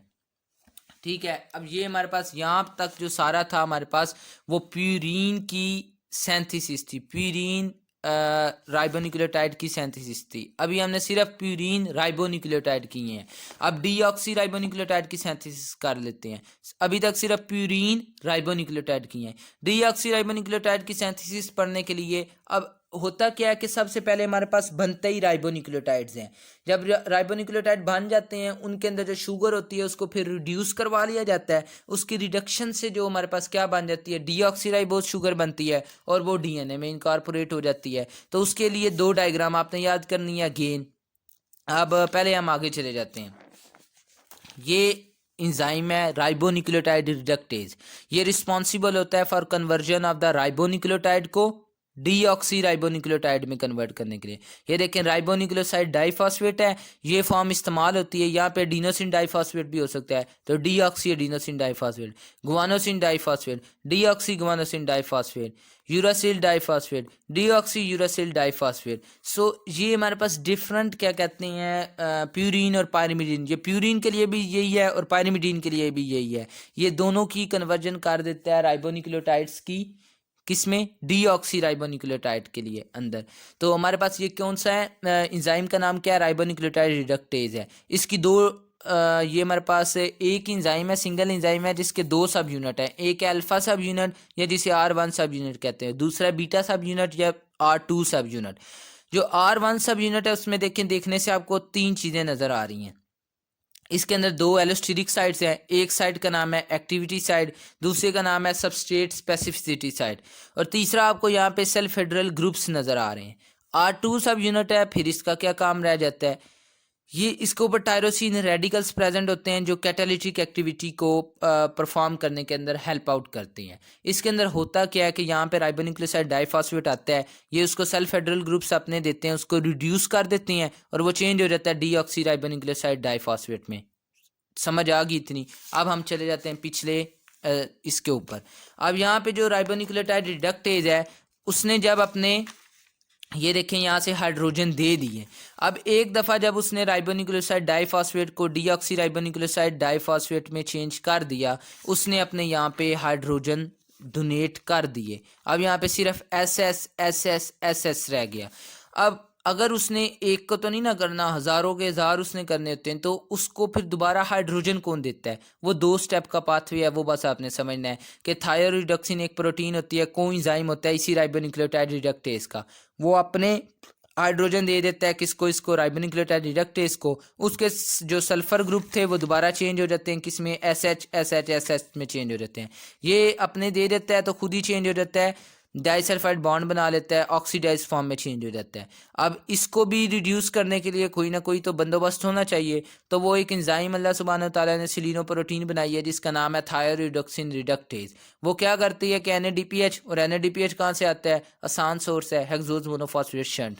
तो वो क्या होता है कि थायरोइडक्सिन को चेंज कर देता है थायरोइडक्सिन ऑक्सीडाइज से रिड्यूस्ड में, और ये रिड्यूस दोबारा ऑक्सीडाइज हो जाता है राइबोन्यूक्लियोटाइड रिडक्टेज को उसके रिड्यूस्ड फॉर्म में चेंज करने के लिए। सिर्फ ये जब ये डोनेट कर देगा तो एस आपस में डाइसल्फाइड बॉन्ड बना देंगे, जो इंजाइम जो है वो फिर ऑक्सीडाइज हो जाएगा, वो उसको फंक्शनल फॉर्म में नहीं देगा। उसको फंक्शनल फॉर्म में रहने के लिए SH सेल्फ हेड्रल ग्रुप इसी फॉर्म में चाहिए होते हैं, तो वो देने के लिए थायरोइडोक्सिन अल्लाह सुब्हानहू तआला ने क्रिएट किया है। वो अपने इलेक्ट्रॉन दे देगा, खुद ही ऑक्सीडाइज हो जाएगा, किसी दूसरे को रिड्यूस कर देगा। और ये जो डीऑक्सी एडिनोसिन डाइफॉस्फेट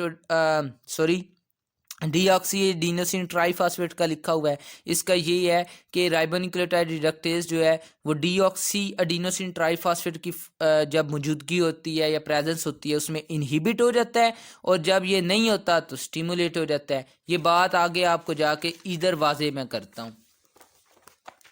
आपको एंजाइम की डायनामिक्स समझ आ गई कि वो काम किस तरीके करता है। अब हम चलते हैं एलोस्टेरिक साइट्स के ऊपर। इसके ऊपर दो एलोस्टेरिक साइट हैं, एक एक्टिविटी साइट है। एक्टिविटी साइट के ऊपर अगर खाली एडिनोसिन ट्राइफॉस्फेट आके काम करेगा या अटैच होगा, तब क्या होता है हमारे पास कि एंजाइम की ओवरऑल जो कैटालिटिक एक्टिविटी है या फंक्शनल कैपेबिलिटी है वो एक्टिवेट हो जाती है। एंजाइम जो है राइबोन्यूक्लियोसाइड को डीऑक्सी राइबोन्यूक्लियोसाइड में चेंज करने लग जाता है। That's all. अगर हमारे पास डीऑक्सी एडिनोसिन ट्राइफॉस्फेट आके यहाँ पे बाइंड करता है किस कहाँ पे? एक्टिविटी साइड के ऊपर, तो ये इस एंजाइम की पूरी कैटालिटिक एक्टिविटी जो है वो इनहिबिट हो जाती है। इंटर्न सान लफ्ज़ों में एंजाइम जो है वो इनहिबिट हो जाता है। तो अल्लाह सुब्हानहू तआला ने रेगुलेशन के लिए, अब हर वक्त तो डीऑक्सी राइबोन्यूक्लियोटाइड की सिंथेसिस के लिए ज़रूरत नहीं है ना, कहीं पे तो राइबोन्यूक्लियोटाइड भी खाली चाहिए होंगे, तो हर वक्त कहीं ना चेंज होते रहें, अल्लाह सुब्हानहू तआला ने एक रेगुलेटरी मैकेनिज्म ये सिंपली रख दी है। तो दूसरी बात ये है कि यहाँ पे दूसरी साइट है, उसे कहते हैं सबस्ट्रेट स्पेसिफिसिटी साइट। अब जो सबस्ट्रेट स्पेसिफिसिटी साइट है इसका क्या फंक्शन है कि यार यहाँ पे स्पेसिफिक न्यूक्लियोटाइड्स आते हैं, वो बाइंड करते हैं और वो चाहते हैं कि ये उसी तरीके जिस तरीके, यार ये बेस्ट एग्जांपल्स हम आती है दोस्तों की, दो दोस्त ले रहे हैं, अगर दोस्ती अच्छी है तो वो कहेगा यार ये दूसरा बंदा बाहर का नहीं आना चाहिए, मैं इस पोस्ट के लिए ना, या मेरा दोस्त ही आना चाहिए। अगर कहीं कॉलेज में पोस्ट खाली है किसी प्रोफेसर की, तो वो बोलेगा यार मेरा दोस्त है वो अच्छा है, तो मेरा दोस्त ही आना चाहिए इस पोस्ट पे। तो ये भी इसी तरीके का काम कर रहे होते हैं। अगर फ़र्ज़ कर लें डीऑक्सीथाइमिडीन ट्राइफॉस्फेट यहाँ पे आके बाइंड करता है, तो इस एंजाइम के अंदर कन्फर्मेशनल चेंज आएगी, तो वो इन बाकी सारों को एडिनोसिन ट्राइफॉस्फेट को छोड़ के, डीऑक्सी एडिनोसिन ट्राइफॉस्फेट को छोड़ के किसकी करने लग जाएगा? कन्वर्जन गुआनोसिन डाइफॉस्फेट को डीऑक्सी गुआनोसिन ट्राइफॉस्फेट में चेंज करने लग जाएगा। ये बात उसने ना यहाँ पे करके लिखी हुई है, ये आप पढ़ लेना, ठीक है। तो जब हमारे पास आके ना डीऑक्सी थाइमिडीन ट्राइफॉस्फेट यहाँ पे सबस्ट्रेट स्पेसिफिसिटी साइड के ऊपर आके बाइंड करता है तो इंजाइम की डायनामिक्स अल्टर्ड हो जाती हैं। वो बाकी सारे न्यूक्लियोटाइड्स को छोड़ के सिर्फ गुआनोसिन को चेंज करने लग जाता है, डीऑक्सी गुआनोसिन डाइफॉस्फेट में चेंज करने लग जाता है। ये इंजाइम की क्या कहते हैं डायनामिक्स हैं, ये एक्टिविटी साइड की और सबस्ट्रेट स्पेसिफिसिटी साइड की, ये आपने पढ़नी है। और सर के जो लेक्चर्स थे उनमें एक डायग्राम बहुत अच्छी थी, मैंने वो यहाँ पे इंक्लूड नहीं की, और वो उसके अंदर सारा मैकेनिज्म लिखा हुआ है कि कौन सा सबस्ट्रेट है, कौन सा न्यूक्लियोटाइड है, किसको रेगुलेट करता है। मैंने तो बस आपको एक बताया है ना कि डीऑक्सी थाइमिडीन ट्राइफॉस्फेट आके बाइंड इधर करेगा तो क्या होगा कि guanosine diphosphate deoxy guanosine diphosphate पे चेंज होने लग जाएगा। लेकिन सर के रिएक्शंस में स्लाइड्स में हर चीज़ लिखी हुई है। अब हम क्या कर लेते हैं, यहाँ पे एक और क्या कहते हैं दो ड्रग्स का इम्पोर्टेंट रोल है, हाइड्रोक्सी यूरिया और hydroxy carbamide, sorry hydroxy urea और हाइड्रोक्सी कार्बामाइड। ये जो ड्रग्स होती हैं ये इनहिबिट कर देती हैं राइबोन्यूक्लियोटाइड रिडक्टेज को। अब अगर राइबोन्यूक्लियोटाइड रिडक्टेज इनहिबिट हो गया है तो ribonucleotide Hydroxyurea. Hydroxyurea is a drug which is used to, or the hydroxycarbamide, which is used to inhibit the ribonucleotide reductase आ गया है, and it is also an example of the anti-neoplastic or the anti-cancer drug. What is the benefit of this drug? It is used to treat the many type of the cancers. How it is, what is the mechanism of the action of this drug? कि ये act किस तरीके करती है, ये inhibit कर देती है राइबोन्यूक्लियोटाइड रिडक्टेज को। सो if the ribonucleotide reductase enzyme is inhibited, then the ribonucleoside diphosphate cannot convert it into the deoxyribonucleoside forms, so the DNA synthesis can not occur. आसान लफ्ज़ों के अंदर ये कि आरएनए की जो फॉर्म्स हैं यानी राइबोन्यूक्लियोसाइड जो हैं वो डीऑक्सी राइबोन्यूक्लियोसाइड फॉर्म में चेंज नहीं हो सकेंगे। जब वो चेंज नहीं हो सकेंगे तो उसकी वजह से हमारे पास क्या होगा, उसकी वजह से हमारे पास डीएनए की सिंथेसिस नहीं होगी। अब डीएनए की सिंथेसिस नहीं होगी तो रैपिडली डिवाइडिंग सेल्स में क्या हो रहा होता है, यही तो हो रहा होता है कि अनकंट्रोल्ड उनकी सेल डिवीजन हो रही होती है। तो उसको रोकने के लिए उनके जो है बिल्डिंग ब्लॉक्स यानी जो डीऑक्सी राइबोन्यूक्लियोटाइड्स हैं उन्हीं को हम नहीं बनने देते, जिसकी वजह से वो जो सेल्स हैं वो फिर रैपिडली डिवाइड नहीं कर सकते। अंडरस्टूड है कि अगर किसी चीज़ ने डिवाइड करना है तो उसको न्यूक्लियर मटीरियल तो चाहिए। अब न्यूक्लियर मटीरियल को जब प्रोडक्शन को रोक देंगे और हमारे पास जब डीएनए की प्रोडक्शन को ही हम रोक देंगे तो सेल हमारे पास डिवाइड नहीं हो सकेगा। अब हाइड्रोक्सी यूरिया जो ड्रग है ये हमारे पास सिकल सेल एनीमिया को भी ट्रीट करने के लिए इस्तेमाल होती है। उसके अंदर ये भी राइबोन्यूक्लियोटाइड रिडक्टेज को तो इनहिबिट कर देती है, लेकिन एक और बात याद रखनी है कि ये जो हाइड्रोक्सी यूरिया है इसका फीटल हीमोग्लोबिन जो है वो उसको बढ़ा देती है। इसका ये क्या इफेक्ट है, ये राइबोन्यूक्लियोटाइड रिडक्टेज को इनहिबिशन की वजह से नहीं है, बल्कि ये जो है हाइड्रोक्सी यूरिया ये जो फीटल हेमोग्लोबिन की प्रोडक्शन के लिए जो जीन रिस्पॉन्सिबल होती है उसकी एक्सप्रेशन करवा देती है। अगर किसी जीन की एक्सप्रेशन हो गई है तो जाहिर बात है वो प्रोडक्ट हमें मिलने लग जाएगा। So that's why sickle cell anaemia के अंदर ये जो ड्रग है ये इफेक्टिव होती है ताकि फीटल हेमोग्लोबिन को बढ़ा देती है और जिसकी एफिनिटी ऑक्सीजन के लिए ज़्यादा होती है, तो डैट्स वाई उसके ट्रीटमेंट के लिए भी ये इस्तेमाल होती है। ये अभी तक हमारे पास मुकम्मल हो गया purine nucleotide synthesis and the deoxyribonucleotide synthesis। अब हम करने लगे हैं purine nucleotide degradation. Purine nucleotide synthesis में से कोई सवाल आए या ना आए, प्यूरिन न्यूक्लियोटाइड डिग्रेडेशन में से एमसीक्यूज या एससीक्यू लाजमी या वाइवा क्वेश्चन लाजमी पूछा जाएगा, because it is clinically related with the adenosine deaminase deficiency and the gout hyperuricaemia and the severe combined immunodeficiency syndrome. So ये चीज़ें जो है ये क्लिनिकली रिलेट करती हैं प्यूरिन न्यूक्लियोटाइड डिग्रेडेशन से। सो आपने ये अच्छी तरीके याद करनी है, सिर्फ इसमें दो डायग्राम्स याद करनी है, बाकी थ्योरी तो आपने जाहिरी बात है पढ़नी तो है ही है, लेकिन डायग्राम्स जो अच्छी तरीके आपको याद होनी चाहिए वो ये दो डायग्राम्स याद होनी चाहिए। जब हमने डीएनए आरएनए डाइट से खाया तो वो जब स्टमक में इसोफेगस के जरिए गया तो स्टमक के अंदर पीएच लो होने की वजह से ये जो डीएनए आरएनए था वो डी नेचर का हो गया। जब वो डीएनए आरएनए डी नेचर हो गया तो ज़ाहिरी बात है स्टमक से आगे फूड कहाँ पे जाना है, डिजिनम में। तो डिजिनम के अंदर second part of the duodenum के अंदर हमारे पास क्या होता है कि certain enzymes are release from the pancreas, among them are the nucleases and the फास्फोडाइएस्ट्रेसिस।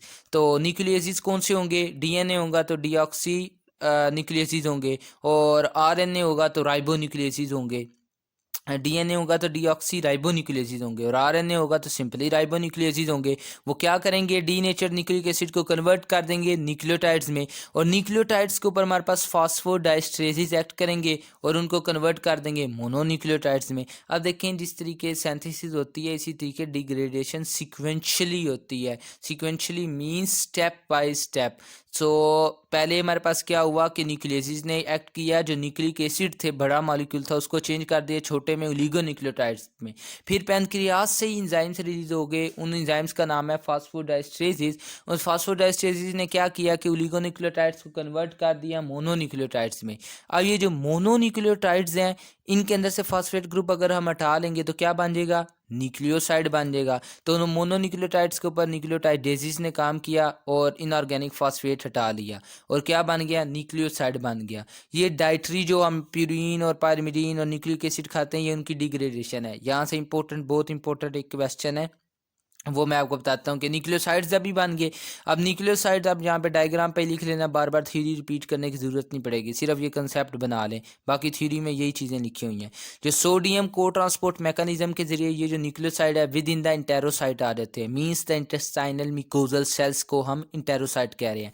अब इंटेरोसाइट के अंदर आते ही यहाँ पे इनको पर एक्ट करते हैं न्यूक्लियोसाइडेजिस।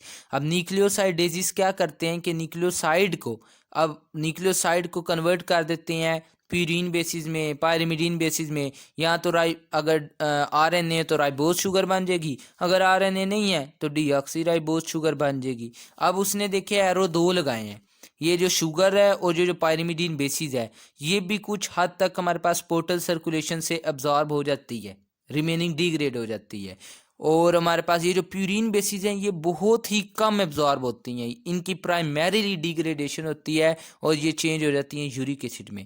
ये यूरिक एसिड पोर्टल ब्लड के जरिए वो चले जाता है लीवर के पास, लीवर से ये चले जाता है सिस्टेमिक सर्कुलेशन में, सिस्टेमिक सर्कुलेशन से ये चले जाता है किडनी के पास, और किडनी से इवेंचुअली ये यूरन में आ जाता है। सो ये एक डायग्राम याद करेंगे तो पूरी थ्योरी ये जो यहाँ पे लिखी हुई है ये वाला जो है पूरा मैकेनिज्म लिखा हुआ है किस तरीके डिग्रेडेशन होती है स्मॉल इंटेस्टाइन में, तो आपको वो रिव्यू करना आसान होगा अगर ये सिर्फ डायग्राम को आप अच्छी तरीके याद करें।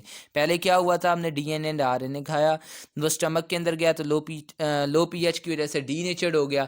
जब लो पीएच की वजह से डी नेचर्ड हो गया तो स्टमक से आगे फूड जो है वो प्रोपेल हुआ into the duodenum. In the second part of the duodenum there is the opening of the pancreatic duct. Pancreas release the two type of the enzyme, one is the nucleases which convert the or which hydrolyze the denatured DNA and RNA into the oligonucleotides, and at the same time pancreas releases the phosphodiesterase which convert the oligonucleotide into the mixture of the 3' and the 5' mononucleotides, and on mononucleotides intestinal mucosal cells surface के ऊपर enzymes होते हैं known as the nucleotidases which convert the mononucleotides into the nucleoside, and nucleoside जो है with the help of the sodium co-transport secondary active transport mechanism it is taken up by the enterocyte, and within the enterocyte nucleosidases are present, and nucleosidases convert the nucleoside into the subsequent purine and the pyrimidine bases, and the ribose sugar in the case of the RNA, and deoxyribose sugar in the case of the DNA. And these deoxyribose sugar, ribose sugar and the pyrimidine bases are absorbed with the help of the portal circulation and goes into the systemic circulation, whereas the purine basis cannot absorb so much, so it is degraded instead of absorption. So what happens, the purines when degraded it is converted into the uric acid, and uric acid with the help of the portal circulation it goes into the systemic circulation, and in systemic circulation it goes to the kidneys from where it is get excreted through the body. So ये mechanism है. So this is the mechanism of digestion and absorption of the nucleotides and how the uric acid is formed. अब यहाँ पे एक बहुत important clinical बात है कि ये जो यूरिक एसिड को कंट्रोल करने के लिए दवाइयाँ दी जाती हैं ना, ये मोस्टली प्रेस्क्राइब की जाती हैं सुबह के टाइम कि ये आप सुबह खाएं. बिकॉज क्योंकि सुबह अगर आप ये दवाई खा लेंगे तो सारा दिन जो आपने खाना है तो यूरिक एसिड वो बनने ही नहीं देंगी. अगर आपने खाने के बाद खा ली है दवाइयाँ या खाना खा के आपने बहुत देर बाद दवाई खाई है तो उस वक्त तो प्यूरिन्स जो हमने मीट के अंदर खाई थी वो तो सारी डिग्रेड होकर यूरिक एसिड बन गई हैं. तो कोई भी दवाई अभी हमारे पास ऐसी अवेलेबल नहीं है कि जो यूरिक एसिड को तोड़ सके. वो क्या करती हैं दवाइयाँ जो हम देते हैं बाहर से, आगे मैं डिस्कस करूंगा. Pharmacological agents which are given by the doctors और only use to inhibit the synthesis of the uric acid, not to cleave the structure of the uric acid. So be remember कि ये जो दवाइयाँ जो pharmacological agents दिए जाते हैं prescribe किए जाते हैं वो सुबह के टाइम प्रेस्क्राइब किए जाते हैं कि पेशेंट जो है वो सुबह के टाइम ले. बिकॉज क्योंकि सारा दिन उसने खाते रहना है, खा खा खा खा ही खा. तो हमारे पास वो क्या होगा कि अगर हमारे पास पहले ही वो फार्माकोलॉजिकल एजेंट मौजूद होगा तो वो यूरिक एसिड को भरने नहीं देगा. अगर हम बाद में खाएंगे या बेहतियाती करेंगे, डॉक्टर की प्रेस्क्रिप्शन के ऊपर अमल नहीं करेंगे, then what happens, hyperuricaemia treat नहीं होगा और वो मरीज़ आपको ब्लेम करेगा, हाँ भाई डॉक्टर ही कहता है जो कहता है. सो उसको आपने फिर इग्नोर कर देना है बिकॉज ये उनकी अपनी ख़राबी की वजह से है, उन्होंने बेहतियाती किया, आपकी प्रेस्क्रिप्शन पे सही अमल नहीं किया. अब हमारे पास आ जाते हैं आगे कि प्यूरिन न्यूक्लियोटाइड की डिग्रेडेशन किस तरीके होती है. बहुत आसान है, जिस तरीके से सिंथेसिस हुई थी उससे बहुत ज़्यादा आसान है कि एडिनोसिन मोनोफॉस्फेट है, एडिनोसिन मोनोफॉस्फेट आइनोसिन मोनोफॉस्फेट में चेंज हो जाएगा, इसकी डीअमाइनेशन होगी with the help of the enzyme known as the adenosine monophosphate deaminase. और एडिनोसिन मोनोफॉस्फेट चेंज हो सकता है 5 प्राइम न्यूक्लियोटाइडेज में भी और it is converted into the adenosine. अब एडिनोसिन जो है एडिनोसिन डीअमाइनेज की वजह से कन्वर्ट हो जाएगा आइनोसिन में. आइनोसिन मोनोफॉस्फेट था वो अपना इनऑर्गेनिक फॉस्फेट रिमूव भी कर सकता है न्यूक्लियोटाइडेज की वजह से, it is converted again into the inosine. So मिल मिला के एडिनोसिन मोनोफॉस्फेट में चेंज किसने होना है, किस में होना है, आइनोसिन में चेंज होना है. सो हुआ किस तरीके, इधर थ्रू द आइनोसिन मोनोफॉस्फेट, इधर थ्रू द एडिनोसिन. उसकी मर्जी है कि यहाँ तुम्हारे पास 5 प्राइम न्यूक्लियोटाइडेज पहले काम करेगा, वो एडिनोसिन मोनोफॉस्फेट को कन्वर्ट कर देगा एडिनोसिन में, या हमारे पास एडिनोसिन मोनोफॉस्फेट डायरेक्टली कन्वर्ट हो जाएगा आइनोसिन मोनोफॉस्फेट में और ये फॉस्फेट लेटर ऑन रिमूव कर लिया जाएगा, it is converted into the inosine. अब आइनोसिन के ऊपर प्यूरिन न्यूक्लियोसाइड फास्फोराइलेज काम करता है और राइबोज 1 फॉस्फेट रिमूव हो जाती है. तो आइनोसिन किस में चेंज हो जाता है, हाइपोजेंथीन में. हाइपोजेंथीन के ऊपर एक एंजाइम एक्ट करता है जिसका नाम है जेंथीन ऑक्सीडेज और इसके अंदर क्या बन जाता है, जेंथीन बन जाता है. ये मोलिब्डेनियम कंटेनिंग एंजाइम है जेंथीन ऑक्सीडेज, ये इसको कन्वर्ट कर देता है ऑक्सीडेशन करके इसको जेंथीन के अंदर. अब उधर से आप देखें कि प्यूरिन है तो एडिनिन की तो हमने एडिनोसिन मोनोफॉस्फेट की तो डिग्रेडेशन पढ़ ली, अब हमने गुआनोसिन मोनोफॉस्फेट की डिग्रेडेशन पढ़नी है. तो गुआनोसिन मोनोफॉस्फेट के ऊपर हमारे पास 5 प्राइम न्यूक्लियोटाइडेज एंजाइम एक्ट करता है. वो क्या करता है कि हमारे पास एक इनऑर्गेनिक फॉस्फेट रिमूव कर देता है. So guanosine monophosphate it is converted into the guanosine and guanosine के ऊपर वही एंजाइम जो यहाँ पे एक्ट किया था प्यूरिन न्यूक्लियोसाइड फास्फोराइलेज काम करेगा. So it is converted into the guanine आ गया, क्योंकि गुआनोसिन एक न्यूक्लियोसाइड है, उसमें से राइबोज शुगर हम निकाल लेंगे तो वो बेस रह जाएगी खाली. अब बेस जो है गुआनिन वो डीएमाइनेटेड होती है और कन्वर्ट हो जाती है जेंथीन में. अब जो जेंथीन है, जेंथीन आपको पहले ही पता है कि xanthine with the help of the enzyme known as a xanthine oxidase, ये यहाँ पे भी इस्तेमाल हो रहा है और ये एंजाइम यहाँ पे भी इस्तेमाल हो रहा है. It is converted into the uric acid. So uric acid is the final product of the purine nucleotide degradation. अब यहाँ पे जो फार्माकोलॉजिकल एजेंट दिए जाते हैं मैंने उनके नाम लिख लिए हैं. एक दवाई दी जाती है, मेडिकल ब्रांड का नेम है गोयूरिक, उसके अंदर एक फार्माकोलॉजिक एजेंट होता है फेबुक्सोस्टैट, वो इस एंजाइम को जेंथीन ऑक्सीडेज को इनहिबिट कर देता है. डॉक्टर्स जो होते हैं most of the doctors prescribe this agent febuxostat because it inhibit the xanthine oxidase. And हम देते हैं हाइपर यूरिसीमिक पेशेंट जो होते हैं, हाइपर यूरिसीमिया के गाउट के जो पेशेंट होते हैं उनको देते हैं ये फेबुक्सोस्टैट देते हैं. क्यों देते हैं, बिकॉज ये क्या करता है कि जेंथीन ऑक्सीडेज को इनहिबिट कर देता है. तो जेंथीन और हाइपोजेंथीन तो तक तो काम ठीक रहता है, डिग्रेडेशन होती रहती है, लेकिन आगे यूरिक एसिड नहीं बनता. यूरिक एसिड के मुकाबले में ये हाइपोजेंथीन और जेंथीन की सॉल्युबिलिटी ज़्यादा है, ये क्रिस्टल्स डिपॉजिट नहीं करवाते हमारे पास जॉइंट्स में और मसला नहीं बनाते, इजीली एक्सक्रीट हो जाते हैं। सो डैट्स वाई हाइपरयूरिसीमिया को ट्रीट करने के लिए ये जो ड्रग्स हैं वो दी जाती हैं। दूसरी एक ड्रग दी जाती है एलोपिरिनोल के नाम से, जाइलोरिक के नाम से भी आती है और प्रोगाउट के नाम से भी आती है। ये एलोपिरिनोल एजेंट का नाम है, ये कंपनी का नाम है। सो एलोपिरिनोल इनहिबिट कर देती है जेंथीन ऑक्सीडेज को। तो अगेन इसका भी यही काम है कि ये क्या करती है, hyperuricemia. This drug is use in the treatment of the hyperuricemia because it inhibits the synthesis of the uric acid. जब हम synthesis of the uric acid को ही रोक देंगे तो जाहिर बात है जेंथीन और हाइपरजेंथीन अकोमुलेट होगी। इसकी सॉल्युबिलिटी जो है इन दोनों कंपाउंड्स की इससे ज़्यादा है वाटर के अंदर। ये भी सॉल्युबल है, although uric acid is a water soluble, but it can not be more water soluble as compare to the these substances. So hypoxanthine और जेंथीन इजीली एक्सक्रीट भी हो जाती हैं यूरिन के अंदर, और ये हमारे पास बॉडी में कोई दूसरे काम हार्मफुल काम भी नहीं करती। सो डैट्स वाई हम क्या कहते हैं, हाइपर यूरिसीमिया के पेशेंट के अंदर ये दो एजेंट्स इस्तेमाल करते हैं, एक फेबुक्सोस्टैट और दूसरा है एलोपिरिनोल। नॉर्मल यूरिक एसिड का लेवल होता है 2 to 8 मिलीग्राम पर डेसीलीटर। अगर क्रोनिकली किसी पेशेंट का 7-8 के करीब रह रहा है, सैचुरेटेड लेवल में रह रहा है, तो जाहिर बात है उसको गाउट होने का बहुत ज़्यादा चांस है।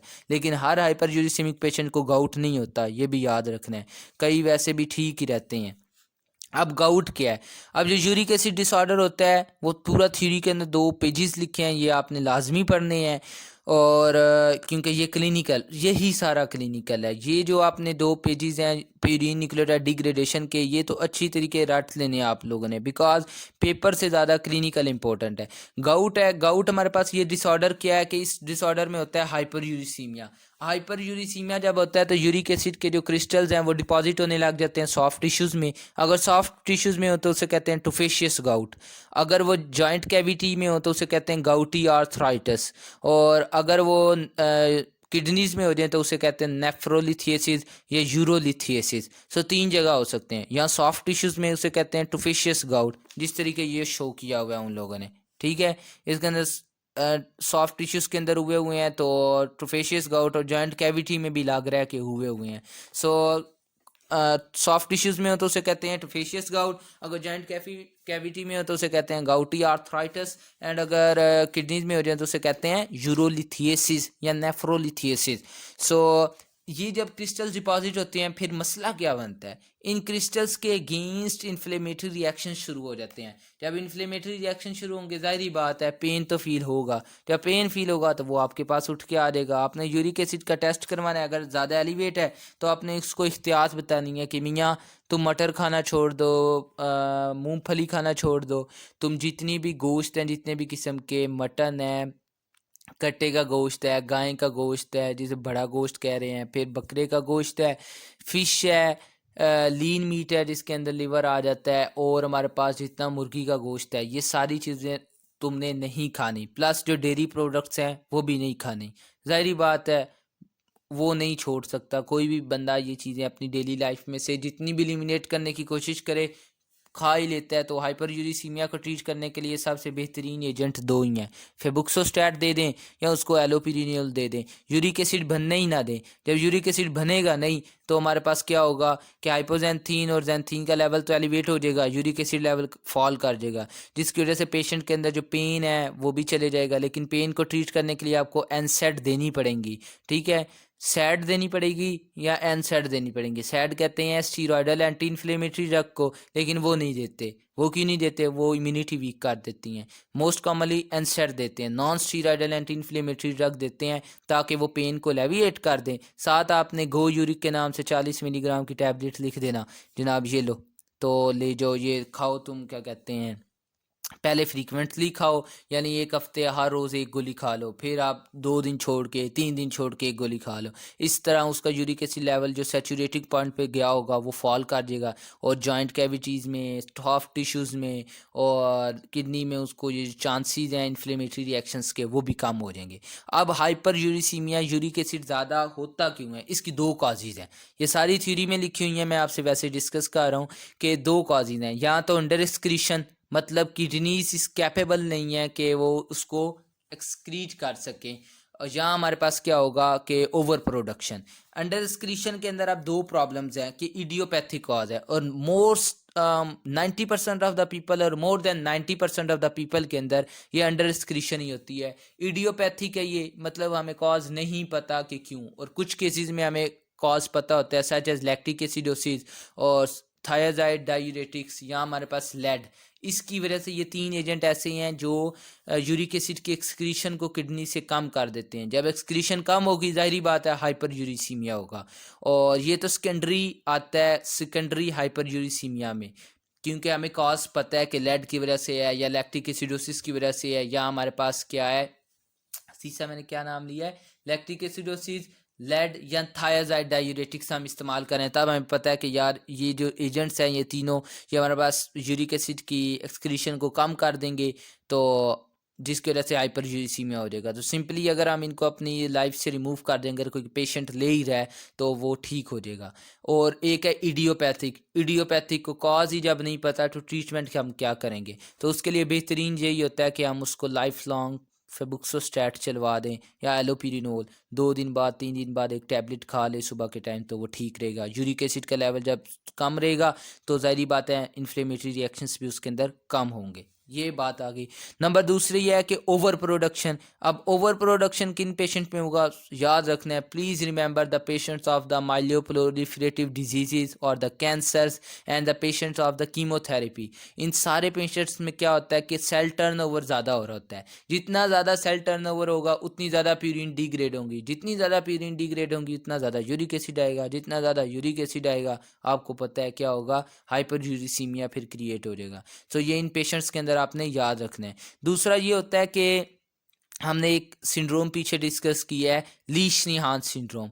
तो कोई congenital deficiency purine salvage pathway में आ जाए, तब भी क्या होता है कि हमारे पास हाइपर यूरिसीमिया हो जाता है।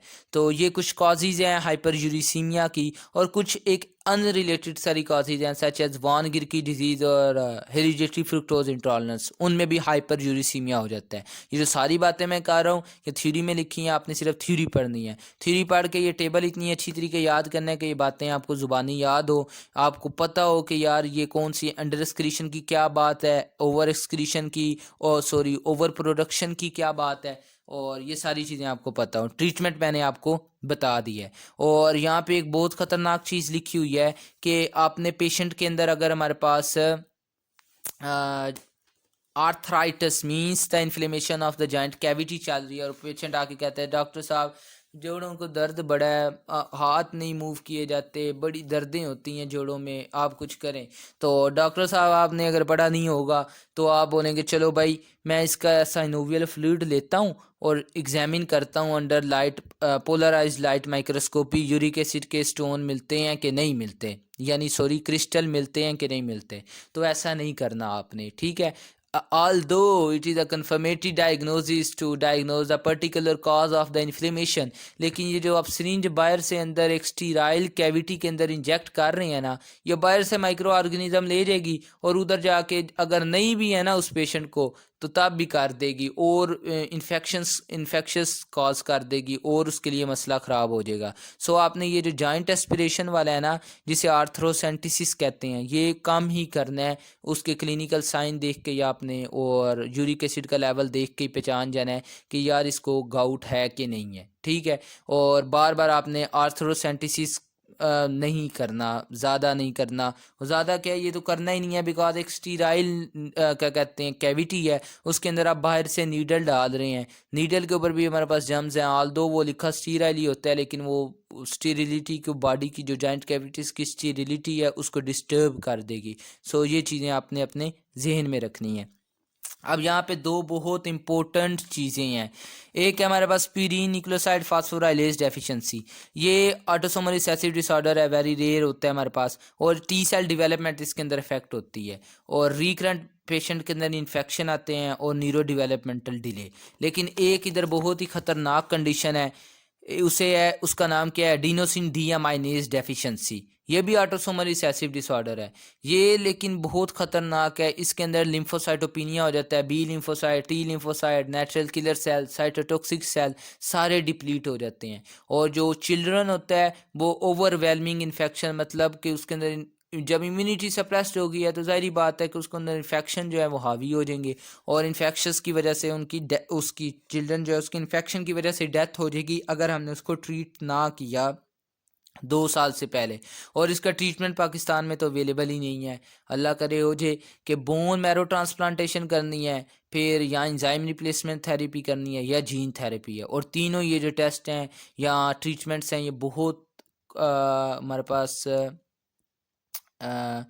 महंगे ट्रीटमेंट है। ये तो नॉर्मल पर्सन जो वो है वो तो अफोर्ड ही नहीं कर सकता ये तीनों ट्रीटमेंट। जीन थेरेपी पे तो अभी भी काम चल रहा है, ये तो अभी अंडर प्रोसेसिंग ही है, यहाँ पे तो है ही नहीं ना कोई खास कर। बोन मैरो है, बोन मैरो ट्रांसप्लांट भी बहुत महंगा होता है। सो हाँ, ये बात आपने याद रखनी है कि इसका ट्रीटमेंट हमारे पास बोन मैरो ट्रांसप्लांट है या इंजाइम रिप्लेसमेंट थेरेपी है, या हमारे पास क्या है, gene therapy. Enzyme replacement therapy भी अच्छी है और हमारे पास ये ट्रीटमेंट भी मैंने आपको बता दिया। अब अडीनोसिन डियामाइनेज डेफिशिएंसी इतनी सवेर क्यों है? इसको कहते हैं सवेर कंबाइंड इम्यूनो डेफिशिएंसी सिंड्रोम। ये इसकी इस इंजाइम की डेफिशिएंसी की वजह से ना सवेर कंबाइंड इम्यूनो डेफिशिएंसी डिजीज़ होती है जिसमें लिम्फोसाइटोपिनिया होता है। और इसमें ये इतनी सवेर क्यों है? बिकॉज जब अडीनोसिन जो है वो आइनोसिन में चेंज नहीं होगी, अडीनोसिन आइनोसिन में जब चेंज नहीं होती देन व्हाट हैपन्स, अडीनोसिन जो है अडीनोसिन मोनोफॉस्फेट में या अडीनोसिन डाइफॉस्फेट में चेंज हो जाती है। यही अडीनोसिन डाइफॉस्फेट जब राइबोन्यूक्लियोटाइड रिडक्टेज के पास जाता है तो वो डीऑक्सीडीनोसिन डाइफॉस्फेट में चेंज हो जाता है। डीऑक्सीडीनोसिन डाइफॉस्फेट जो है वो चेंज हो जाता है डीऑक्सीएडिनोसिन ट्राइफॉस्फेट में। याद करें मैंने आपको बताया था कि जब भी डीऑक्सीएडिनोसिन ट्राइफॉस्फेट का लेवल ज़्यादा होगा वो इस एक्टिविटी साइट के ऊपर आके बाइंड करेगा राइबोन्यूक्लियोसाइड रिडक्टेज के। राइबोन्यूक्लियोसाइड डाइफॉस्फेट रिडक्टेज कहते हैं या राइबोन्यूक्लियोटाइड रिडक्टेज कहते हैं।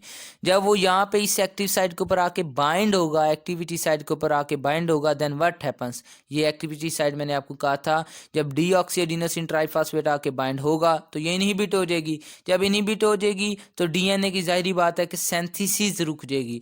जब डीएनए की सिंथेसिस रुकेगी तो जाहिर बात है कि it is obvious that the most rapidly dividing cells are most affected. So ये जो इम्यून सिस्टम के सेल्स होते हैं ये बहुत ही रैपिडली रेप्लिकेट करते हैं। तो अगर ये इनकी रेप्लिकेशन नहीं होगी तो it is obvious that the complications are most fair. So ये बातें आपने याद रखनी है। ये हमारे पास हो गया, प्यूरिन का सारा काम ख़त्म हो गया। अब हमने क्या करना है, हमने करना है पायरिमिडीन। पायरिमिडीन की सिंथेसिस भी और डिग्रेडेशन भी है ही बहुत आसान। इसके अंदर आपने सिंपल 5 डायग्राम्स याद करनी है।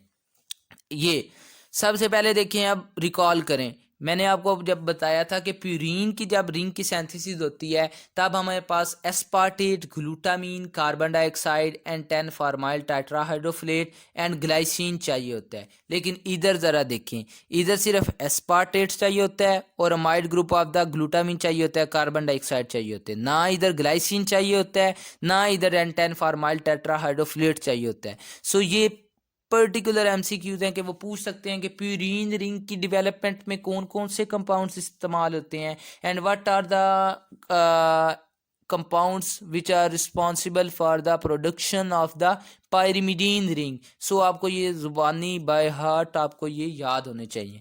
प्लस आपको ये टेबल बहुत काम देगा वाइवा में भी और इंशाल्लाह इन द एससीक्यूज और एमसीक्यूज में भी, कि ये जो कार्बेमाइल फॉस्फेट सिंथेटेज 1 कहाँ पे पढ़ा था, यूरिया साइकिल में, माइटोकॉन्ड्रियल मैट्रिक्स में। यहाँ पे आज हमने पढ़ना है कार्बेमाइल फॉस्फेट सिंथेटेज 2। इसके ना बहुत आसान है कि कार्बेमाइल फॉस्फेट सिंथेटेज 1 जो होता है वो माइटोकॉन्ड्रिया में प्रेजेंट होता है, 2 साइटोसोल में। एक तो इसकी सेलुलर लोकेशन ही डिफरेंट है। नंबर 2 जो 1 वाला होता है वो यूरिया साइकिल में इन्वॉल्व होता है, वो कार्बेमाइल फॉस्फेट बनाता है, वो ऑर्निथीन के साथ मिल के कार्बेमाइल ग्रुप सिट्रुलिन बन जाता है।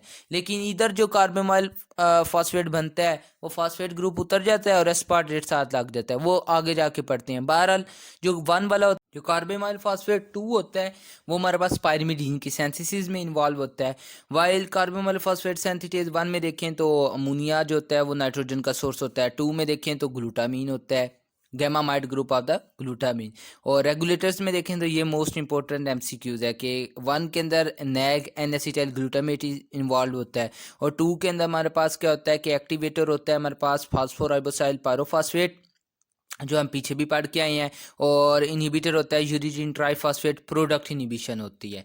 अब देख लेते हैं हमारे पास होता क्या है। ये एक डायग्राम ये वाला याद करना है, एक डायग्राम ये वाली याद करनी है, और अब ये वाला डायग्राम आ गया।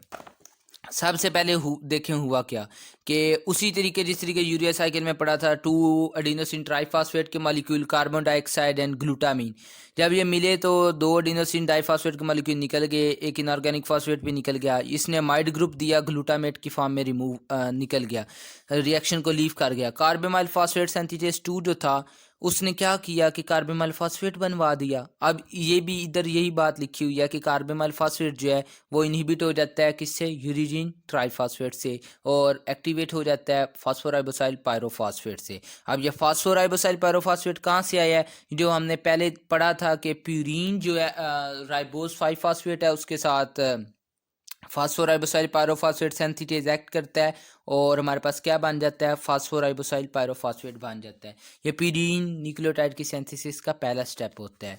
सो अभी हम बात कर रहे हैं कार्बामाइल फॉस्फेट की। अब ये जो कार्बामाइल फॉस्फेट जो है with the help of the enzyme known as the aspartate transcarbamylase. अब हुआ क्या, सिर्फ इधर कुछ भी नहीं हुआ। इनऑर्गेनिक फॉस्फेट का जो फॉस्फेट ग्रुप था ना वो कार्बामाइल फॉस्फेट को लीव कर गया है, और कार्बामाइल पोर्शन के साथ एस्पार्टेट आके जुड़ गया है। तो प्रोडक्ट का क्या नाम होगा, कार्बामाइल एस्पार्टेट। अब कार्बामाइल एस्पार्टेट के ऊपर डाईहाइड्रोओरोटेज ने काम किया है और वाटर निकल गया है, so it is converted into the डाईहाइड्रोओरोटेट।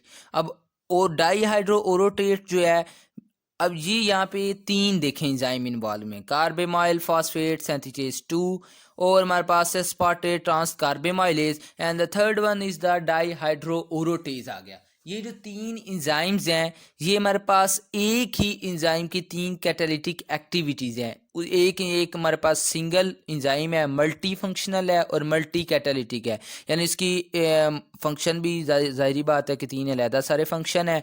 एक के अंदर हमारे पास वो क्या कर रहा है, कार्बामाइल फॉस्फेट बनवा रहा है, दूसरे में वो ट्रांसफ़र कर रहा है, तीसरे में वो डिहाइड्रेशन कर रहा है। सो ये मल्टी कैटालिटिक एक इंजाइम होता है लेकिन उसके मल्टी कैटालिटिक डोमेन्स होते हैं। जिस तरीके हमने फैटी एसिड सिंथेज में पढ़ा था उसकी 7 डोमेन्स होती हैं, इसी तरीके एक इंजाइम है उसकी 3 डोमेन्स है। अब उस इंजाइम का नाम क्या है, उस इंजाइम का नाम है कैड। फर्स्ट लेटर से उसने ना बनाया हुआ है। क्या है वो इंजाइम का नाम, C for carbamyl phosphate synthetase 2, A for aspartate transcarbamylase आ गया, सी ए, और डी से हमारे पास क्या है, डाईहाइड्रोओरोटेज। सो कैड इंजाइम है, पहले का नाम है, सी से लेटर से आपने याद रखना है कार्बामाइल फॉस्फेट सिंथेटेस 2, और ए से याद रखना है एस्पार्टेट ट्रांस कार्बामाइलेज, और डी से याद रखना है डाईहाइड्रोओरोटेज। तो हमारे पास क्या बन गया, डाईहाइड्रोओरोटेज। उधर हमने प्यूरीन न्यूक्लियोटाइड की सिंथेसिस में याद किया था जो जी पैट वाला स्टेप होता है ना, glutamine phosphoribosyl pyrophosphate amido transferase वाला, जी पैट वाला, वो होता है कम्यूटेड स्टेप। इधर जो कार्बामाइल फॉस्फेट सिंथेटेस 2 वाला होता है ये यहाँ पे कम्यूटेड स्टेप होता है। और बैक्टीरिया के अंदर एस्पार्टेट ट्रांस कार्बामाइलेज को साइटिडीन ट्राइफॉस्फेट इनहिबिट कर देता है। बैक्टीरिया में ये रेगुलेटरी स्टेप होता है। अब हमारे पास आ गया डाईहाइड्रोओरोटेट। डाईहाइड्रोओरोटेट है with the help of the enzyme known as the dihydroorotate dehydrogenase. ये हमारे पास जो एंजाइम है ये फ्लेवो प्रोटीन या flavin mononucleotide protein of the inner mitochondrial membrane में ये एंजाइम प्रेजेंट होता है। इसका नाम क्या है, डाईहाइड्रोओरोटेट डिहाइड्रोजिनेज। ये वाहिद एंजाइम है जो इनर माइटोकॉन्ड्रियल मेम्ब्रेन में इनकॉर्पोरेट होता है। बाकी जितने एंजाइम्स हैं प्यूरीन या पायरिमिडीन की सिंथेसिस के लिए वो हमारे पास साइटोसोल में प्रेजेंट होते हैं। अब डाईहाइड्रोओरोटेट डिहाइड्रोजिनेज की वजह से ये किस में चेंज हो गया, ओरोटिक एसिड में, या इसको ओरोटेट कह रहे हैं। अब कितने इंजाइम हो गए, एक ये इंजाइम हो गया कैड जिसकी 3 डोमेन्स थे, एक ये इंजाइम हो गया डाईहाइड्रोओरोटेट डिहाइड्रोजिनेज, 2 हो गए। अब तीसरा इंजाइम है उसकी फिर से 2 डोमेन है। एक इंजाइम का नाम है यूरिडिन मोनोफॉस्फेट सिंथेज, अब उसकी 2 डोमेन है। एक डोमेन का नाम है ओरोटेट फास्फोराइबोसाइल ट्रांसफरेज और दूसरी डोमेन का नाम है ओरोटीडाइलेट डीकार्बोक्सिलेज, या उसका दूसरा नाम है ओरोटीजिन मोनोफॉस्फेट डीकार्बोक्सिलेज। नाम सुन के घबराना नहीं है, बिल्कुल नहीं घबराना। ये 2-3 दफ़ा याद करेंगे यार, नाम याद हो जाते हैं। मुझे नहीं याद होगे तो सारों को याद हो जाएंगे, ठीक है। ओरोटेट आ गया, ओरोटिक एसिड भी कहते हैं इसको। तो ओरोटेट हमारे पास क्या होगा, यहाँ पे एक मेन डिफरेंस मैं बताना भूल गया कि जिस तरीके हमारे पास प्यूरिन को आपने देखा था कि प्यूरिन न्यूक्लियोटाइड की सिंथेसिस में हमारे पास क्या हो रहा था कि राइबोज 5 फॉस्फेट के ऊपर ही रिंग कंस्ट्रक्ट हो रहा था एक एक कार्बन करके, लेकिन यहाँ पे मामला अलग है। पहले एक पूरा रिंग कंस्ट्रक्ट हुआ है पायरिमिडीन का, और फिर हमारे पास क्या हुआ है कि राइबोज शुगर के साथ वो रिंग आके जुड़ गया।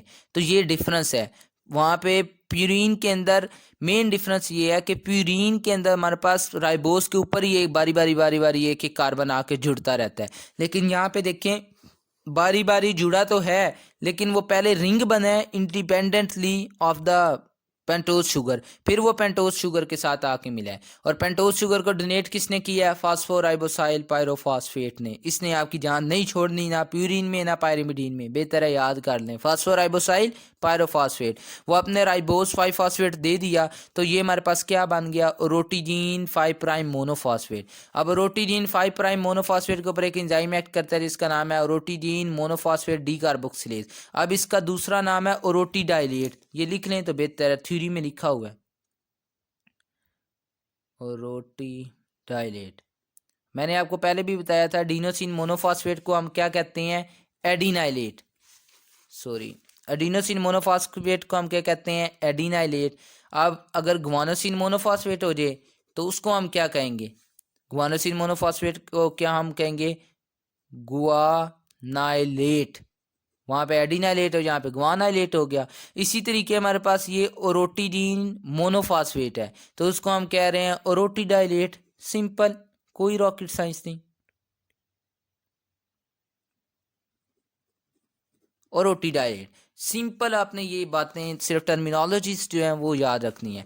अब ये रोटीडीन 5 प्राइम मोनोफॉस्फेट के ऊपर एक इंजाइम है जिसकी दो डोमेन्स हैं। एक डोमेन का मैंने आपको नाम बताया, उस इंजाइम का नाम क्या है? Uridine monophosphate synthase. और डोमेन कौन सी है उस इंजाइम की? दो डोमेन्स हैं। एक डोमेन का नाम है ओरोटेट फॉस्फोराइबोसाइल ट्रांसफरेज, और दूसरी डोमेन का नाम है ओरोटीडाइलेट डीकार्बोक्सिलेज या रोटीडीन मोनोफॉस्फेट डीकार्बोक्सिलेज।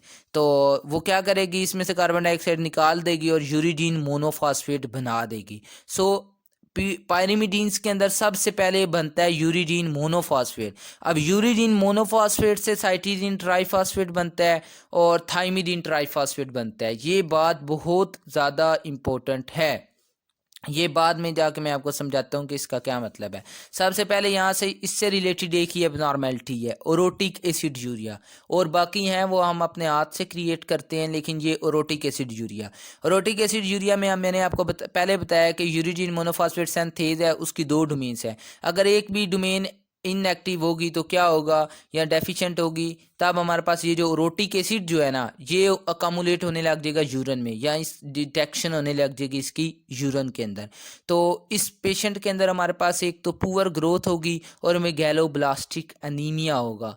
ये बात आपने याद रखनी है। मेगैलोब्लास्टिक एनीमिया विटामिन B12 की डेफिशिएंसी की वजह से भी हो सकता है, विटामिन B9 की डेफिशिएंसी की, फोलिक एसिड की डेफिशिएंसी की वजह से भी हो सकता है, और हमारे पास मेगैलोब्लास्टिक एनीमिया और ओरोटिक एसिड यूरिया की वजह से भी हो सकता है। ये तीसरी बात आपने याद रखनी है। अब एडमिनिस्ट्रेशन के लिए हम क्या देते हैं? यूरिडीन देते हैं।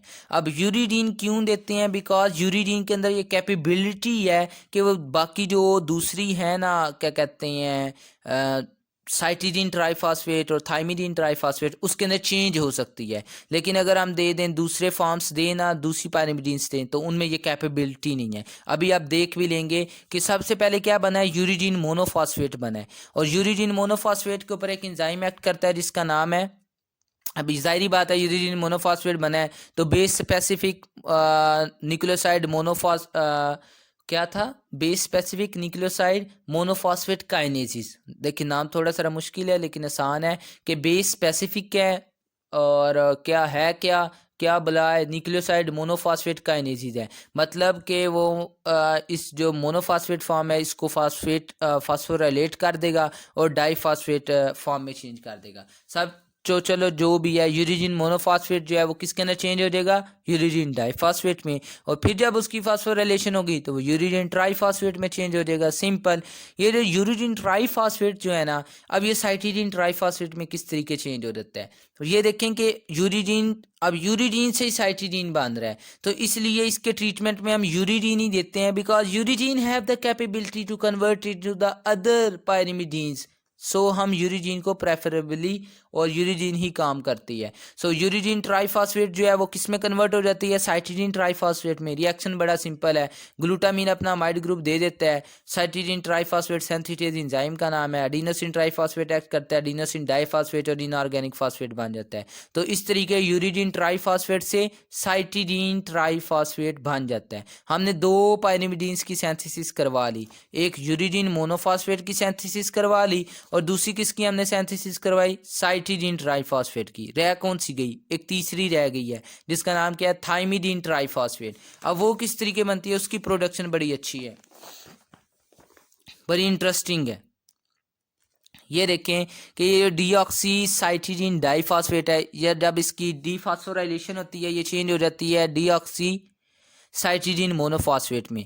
अब ये डीऑक्सीसाइटिडीन मोनोफॉस्फेट की अंदर से अमाइनो ग्रुप रिमूव हो जाता है, ये चेंज हो जाता है डीऑक्सी यूरिडीन मोनोफॉस्फेट में। अब डीऑक्सी यूरिडीन मोनोफॉस्फेट यहाँ से भी बन सकता है, और डीऑक्सी यूरिडीन मोनोफॉस्फेट, ये जो डीऑक्सी यूरिडीन डाइफॉस्फेट है इसकी डीफॉस्फोराइलेशन होगी तो डीऑक्सी यूरिडीन मोनोफॉस्फेट बन जाएगा। अब यहाँ पे सवाल बनता है कि ये जो साइटिडीन ट्राइफॉस्फेट बना है ये हमारे पास डीऑक्सी फॉर्म में किस तरीके चेंज हो गया है, या यूरिडीन मोनोफॉस्फेट डीऑक्सी फॉर्म में किस तरीके चेंज हो गया है। तो वही एक क्वेश्चन का आंसर है कि जिस तरीके purine ribonucleotide with the help of the enzyme known as the ribonucleotide reductase वो चेंज हुए थे डीऑक्सी फॉर्म में, सिमिलरली यही एंजाइम पायरिमिडीन्स के ऊपर एक्ट करता है और डाइफॉस्फेट के फॉर्म को, यानी राइबोन्यूक्लियोसाइड डाइफॉस्फेट फॉर्म को किस में चेंज कर देता है, डीऑक्सी फॉर्म में चेंज कर देता है। सो ये बात आपने याद रखनी है कि कहाँ से ये डीऑक्सी फॉर्म्स जनरेट हुई हैं। अब ये डीऑक्सी यूरिडीन मोनोफॉस्फेट है ना, अब देखें कि यहाँ पे साइटिडीन, चलो यूरिडीन मोनोफॉस्फेट पहली दफ़ा तो बना ही बनाना रिएक्शन के अंदर। अब देखें साइटिडीन ट्राइफॉस्फेट की सिंथेसिस के लिए भी क्या इस्तेमाल हो रहा है, यूरिडीन इस्तेमाल हो रही है। और यहाँ पे अगर आप आएँ तो इवेंचुअली हमारे पास क्या इस्तेमाल हो रहा है, यूरिडीन ही इस्तेमाल हो रही है। सो यूरिडीन का देने का ओरोटिक एसिड यूरिया में ये फ़ायदा होता है, ये हमारे पास जो यहाँ पे लिखा हुआ है ना, administration of the uridine in the patient of the orotic acid uria have the prove the development of the development, improve the development and the megaloblastic anaemia को वो दूर कर देता है। तो ये आपने ये याद रखना है कि यूरिडीन को इसीलिए देते हैं because it have only the capability to convert it in the other nucleotide और अदर पायरिमिडीन्स। सो दूसरों के अंदर ये कैपेबिलिटी नहीं होती। अब ये देखें डीऑक्सी यूरिडीन मोनोफॉस्फेट है, डीऑक्सी यूरिडीन मोनोफॉस्फेट के ऊपर एक एंजाइम एक्ट करता है जिसे कहते हैं थाइमिडाइलेट सिंथेज, वो उसको चेंज कर देता है डीऑक्सी थाइमिडीन मोनोफॉस्फेट के अंदर चेंज कर देता है, sorry deoxy uridine monophosphate with the help of the enzyme known as the thymidylate synthase deoxy thymidine monophosphate में चेंज हो गई। अब ये रिएक्शन बड़ा इंटरेस्टिंग है, इसके अंदर देखें N5 and 10 मिथाइलिन टेट्राहाइड्रोफोलेट्स जो है ना, उसने अपना मिथाइल ग्रुप दे दिया, it is converted into the dihydrofolate आ गया। अब देखें कि अगर आपने गौर से बायोकेमिस्ट्री पढ़ी हो, पिछले रिएक्शंस के अंदर भी ये रिएक्शन कहाँ पे इस्तेमाल होता है, ये रिएक्शन मैं आपको बोलूँगा कि आप देखें खुद से ढूंढें, यहाँ आपने कहाँ ढूंढना है बता देता हूँ मैं कि सीरीन हाइड्रोक्सी मिथाइल ट्रांसफरेज एक एंजाइम है जो ग्लाइसिन को सीरीन में और सीरीन को ग्लाइसिन में चेंज करता है। अमाइनो एसिड कैटाबॉलिज्म का दूसरा क्या कहते हैं चैप्टर है इसी लिपनकॉर्ट के, इसी लिपनकॉर्ट जो बुक है ना, इसके अंदर वो अमाइनो एसिड का जहाँ पे बताया जाता है ना कि अमाइनो एसिड का जब जो कीटो एसिड है उनका कैटाबॉलिज्म होता है तो वो क्या क्या चीज़ें बनाते हैं। तो ग्लाइसिन और सीरीन के इंटर कन्वर्जन में देखेंगे तो आपको पता लगेगा कि serine hydroxy methyl transferase enzyme है, वो ग्लाइसिन को सीरीन में चेंज कर देता है, सीरीन को ग्लाइसिन में चेंज कर देता है, और वो ये फॉर्म इस्तेमाल करता है टेट्राहाइड्रोफोलेट की, N5 and 10 मिथाइलिन टेट्राहाइड्रोफोलेट। उधर आप अगर गौर से पढ़ेंगी तो वहाँ पे लिखा होगा कि N5 and 10 मिथाइलिन टेट्राहाइड्रोफोलेट जो है वो जब ग्लाइसिन जो है वो सीरीन के अंदर चेंज होता है ना, तो वो N5 and 10 मिथाइल ग्रुप जो है वो एक्सेप्ट कर देता है, और ये जो पूरा फॉर्म है ना N5N10 मिथाइलिन टेट्राहाइड्रोफोलेट, इसमें से ये निकाल दे तो क्या बचता है पीछे, टेट्राहाइड्रोफोलेट। लेकिन इधर देखें बड़ा मजे का रिएक्शन है कि इसमें डाईहाइड्रोफोलेट बच रहा है। इसकी रीजन क्या है? फोलिक एसिड फर्स्ट ईयर के अंदर आपने पढ़ा था कि फोलिक एसिड के अंदर एक टीरीडीन रिंग होता है। अब टीरीडीन रिंग के ऊपर 2 हाइड्रोजन प्रेजेंट होते हैं। सो इस रिएक्शन के अंदर एक मिथाइल ग्रुप तो ट्रांसफर होता ही होता है, साथ हमारे पास हाइड्रोजन भी ट्रांसफर हो जाते हैं। सो टेट्राहाइड्रोफोलेट जो है वो डाईहाइड्रोफोलेट के अंदर चेंज हो जाता है, 2 हाइड्रोजन भी इधर आ जाते हैं। अब पहले नॉर्मल पढ़ें, फिर मैं आपको ड्रग का इंट्रैक्शन बता देता हूँ। ये जो डाईहाइड्रोफोलेट है with the help of the enzyme, ये डीऑक्सीथाइमिडीन मोनोफॉस्फेट हमारे पास बन गया, सारा रिएक्शन हो गया। लेकिन अब ये जो एक फिगर का ये हिस्सा था ये आपको समझा दिया, अब एक फिगर का ये हिस्सा है ये मैं आपको समझा रहा हूँ। डाईहाइड्रोफोलेट है with the help of the enzyme known as the dihydrofolate reductase, it is converted into the tetrahydrofolate, और टेट्राहाइड्रोफोलेट अगेन चेंज हो जाएगी हमारे पास अपनी ओरिजिनल फॉर्म में N5N10 मिथाइलिन टेट्राहाइड्रोफोलेट। अब एक इधर ड्रग है जो हमारे पास एंटी कैंसर या एंटी कैंसर कह सकते हैं या एंटी नियोप्लास्टिक एजेंट कह सकते हैं, एक ही बात है। वो हमारे पास ड्रग क्या हम देते हैं, 5-फ्लोरोयूरासिल। वो बॉडी में जाके चेंज हो जाती है 5-फ्लोरोडीऑक्सीयूरिडीन मोनोफॉस्फेट में, वो इस एंजाइम को इनहिबिट कर देती है थाइमिडाइलेट सिंथेज में। अब थाइमिडाइलेट सिंथेज जब इनहिबिट हो जाएगा तो एक जो इम्पोर्टेंट कंपोनेंट है डीएनए का थाइमिडीन मोनोफॉस्फेट वो नहीं बन सकेगा। तो हमारे पास होगा क्या कि डीएनए की सिंथेसिस रुक जाएगी, जिसकी वजह से हम ये कैंसरस सेल्स जो होते हैं उनकी ग्रोथ को रोक सकते हैं। दूसरी जगह मैं आपको मेथोट्रेक्सेट का पहले ही बता चुका हूँ, यहाँ पे उसने बहुत अच्छे तरीके करके इलेबोरेट किया है। जो मैं आपको रिएक्शन बता रहा था ना कि ये वाला जो रिएक्शन मैं आपको बता रहा था, ये वाला रिएक्शन में उसने डाईहाइड्रोफोलेट रिडक्टेज वाला इधर बड़ा अच्छा करके लिखा हुआ है कि dihydrofolate with help of the enzyme known as the dihydrofolate reductase it is converted into the tetrahydrofolate. अगर यहाँ पे मेथोट्रेक्सेट अगर हम दे देंगे तो ये एंजाइम इनहिबिट हो जाएगा। सो डाईहाइड्रोफोलेट इधर ही रहेगा, वो अपनी एक्टिव फॉर्म में नहीं आ सकेगा, तो जिसकी वजह से हमारे पास ये जो रिएक्शन है ये कैटालाइज नहीं होगा, तो डीएनए की सिंथेसिस रुक जाएगी। अब एक इधर और इम्पोर्टेंट बात है कि अगर डाईहाइड्रोफोलेट अगर इधर ही रहा आगे टेट्राहाइड्रोफोलेट में ना चेंज हुआ तो याद रखना कि प्यूरीन की सिंथेसिस भी रुक जाएगी, बिकॉज प्यूरीन की सिंथेसिस के अंदर भी 2 जगह N10 फॉर्माइल टेट्राहाइड्रोफोलेट चाहिए होता है, N10 फॉर्माइल टेट्राहाइड्रोफोलेट चाहिए होता है। डाईहाइड्रोफोलेट का बॉडी में कोई फंक्शन नहीं है, ये जब तक टेट्राहाइड्रोफोलेट में चेंज नहीं होगा, एक्टिव फॉर्म में चेंज नहीं होगा, इसका कोई फंक्शन नहीं। So methotrexate have the capability to inhibit the synthesis of both purines and the pyrimidines. So ये एंटी कैंसर जो अनरैपिडली सेल्स डिवाइड कर रहे होते हैं, अनकंट्रोल्ड सेल डिवीजन जिसे हम कैंसर कहते हैं, उनके ट्रीटमेंट के लिए ये इस्तेमाल होते हैं। और दूसरे 2 एक और इन्होंने ड्रग लिखी हैं, मेरी समझ में नहीं आता इधर उन्होंने क्यों लिखी हैं, बहरहाल अच्छी बात है, इन्फॉर्मेशन के लिए ये पता लग गया।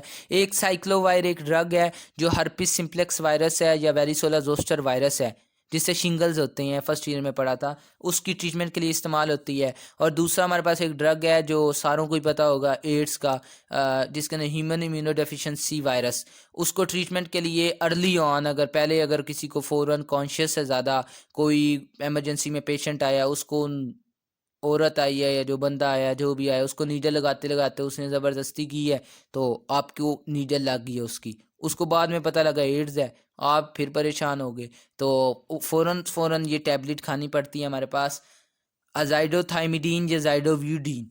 तो ये हमारे पास एड्स जो ह्यूमन इम्यूनोडेफिशिएंसी वायरस है विद इन 72 आवर्स अगर आप वो टैबलेट खा लें तो आप उससे प्रिवेंशन हो सकती है। ये वायरल डीएनए पॉलीमरेज को ये क्योंकि ये वायरस है हर्पिस सिम्प्लेक्स वायरस और ह्यूमन इम्यूनोडेफिशिएंसी वायरस, तो ये जो ड्रग्स हैं ए साइक्लोवायर ये हर्पिस सिम्प्लेक्स के वायरल जो डीएनए पॉलीमरेज होता है उसको इनहिबिट कर देती है, और जो जाइडोविडीन है या अजाइडोथाइमिडीन है वो इनहिबिट कर देती है ह्यूमन इम्यूनोडेफिशिएंसी वायरस का जो डीएनए पॉलीमरेज होता है ना उसको इनहिबिट कर देती है। सो जाहिर बात है जब डीएनए पॉलीमरेज नहीं होगा वो डिवाइड नहीं करेगा तो हार्मफुल इफेक्ट भी नहीं आएंगे। अब लास्ट है इसके अंदर पायरिमिडीन सैल्वेज एंड डिग्रेडेशन। अब जिस तरीके प्यूरिन रिंग जो होता है वो हमारे पास डिग्रेड नहीं होता बल्कि वो हमारे पास यूरिक एसिड की फॉर्म के अंदर बॉडी से निकल जाता है, लेकिन पायरिमिडीन के केसेस में ये नहीं है। पायरिमिडीन का जो रिंग होता है वो ओपन होता है, डिग्रेड होता है और वो चेंज हो जाता है बहुत ही ज़्यादा सॉल्युबल फॉर्म में, हाईली सॉल्युबल फॉर्म में। अब इसमें याद रखने का तरीका ये है कि थायमिडीन मोनोफॉस्फेट की डिग्रेडेशन होती है तो बीटा अमाइनो आइसोब्यूटायरेट बनता है। दूसरे का याद रख लें कि जो बाकी दो हैं उनकी डिग्रेडेशन जो जब होगी तो बीटा एलानिन बनेगा। तो थायमिडीन मोनोफॉस्फेट की जब डिग्रेडेशन होगी तो बीटा अमाइनो आइसोब्यूटायरेट बनेगा, लेकिन बाकी दो की जब डिग्रेडेशन होगी तो बीटा एलानिन बनेगा। अब ये बहुत ज़्यादा हमारे पास सॉल्युबल फॉर्म होती है तो ये यूरिन के अंदर हमारे पास स्क्रीट आउट हो जाती हैं। ये सेल्वेज इनकी पायरिमिडीन की जो सेल्वेज होती है वो बहुत कम होती है लेकिन प्यूरिन के मुकाबले में बहुत ज़्यादा कम होती है due to its more solubility. और ये बातें आपने याद रखनी है। अब ये जो इसकी थोड़ी बहुत भी सैल्वेज होती है ना, ये क्लिनिकल हमें बेनिफिशेंट होती है treatment of the orotic aciduria के अंदर, बिकॉज जब हम उधर यूरिडीन देते हैं तो यूरिडीन की सैल्वेज होती है और यूरिडीन चेंज हो जाता है किसके अंदर, यूरिडीन मोनोफॉस्फेट डाइफॉस्फेट में, वो फिर आगे चेंज हो जाता है साइड्रिडीन ट्राइफॉस्फेट में, और वो ही हमारे पास थाइमिडीन ट्राइफॉस्फेट या मोनोफॉस्फेट की सिंथेसिस में इन्वॉल्व होता है। So this is all about the nucleotide metabolism. इसको आपने सिर्फ इस चैप्टर में से अच्छी तरीके आपने एक दो दफ़ा उसको रीड करना है और डायग्राम्स आपने याद करनी है। इस चैप्टर के अंदर हर चीज़ डायग्राम्स में लिखी हुई है, आपको कोई सिर्फ डायग्राम्स को एक्सप्लेन करना आना चाहिए और डायग्राम्स के अंदर ये आपने अच्छी तरीके याद करने, ये सारी डायग्राम्स आपने अच्छी तरीके याद कर लेनी है। Hope you will understood well. Thank you very much.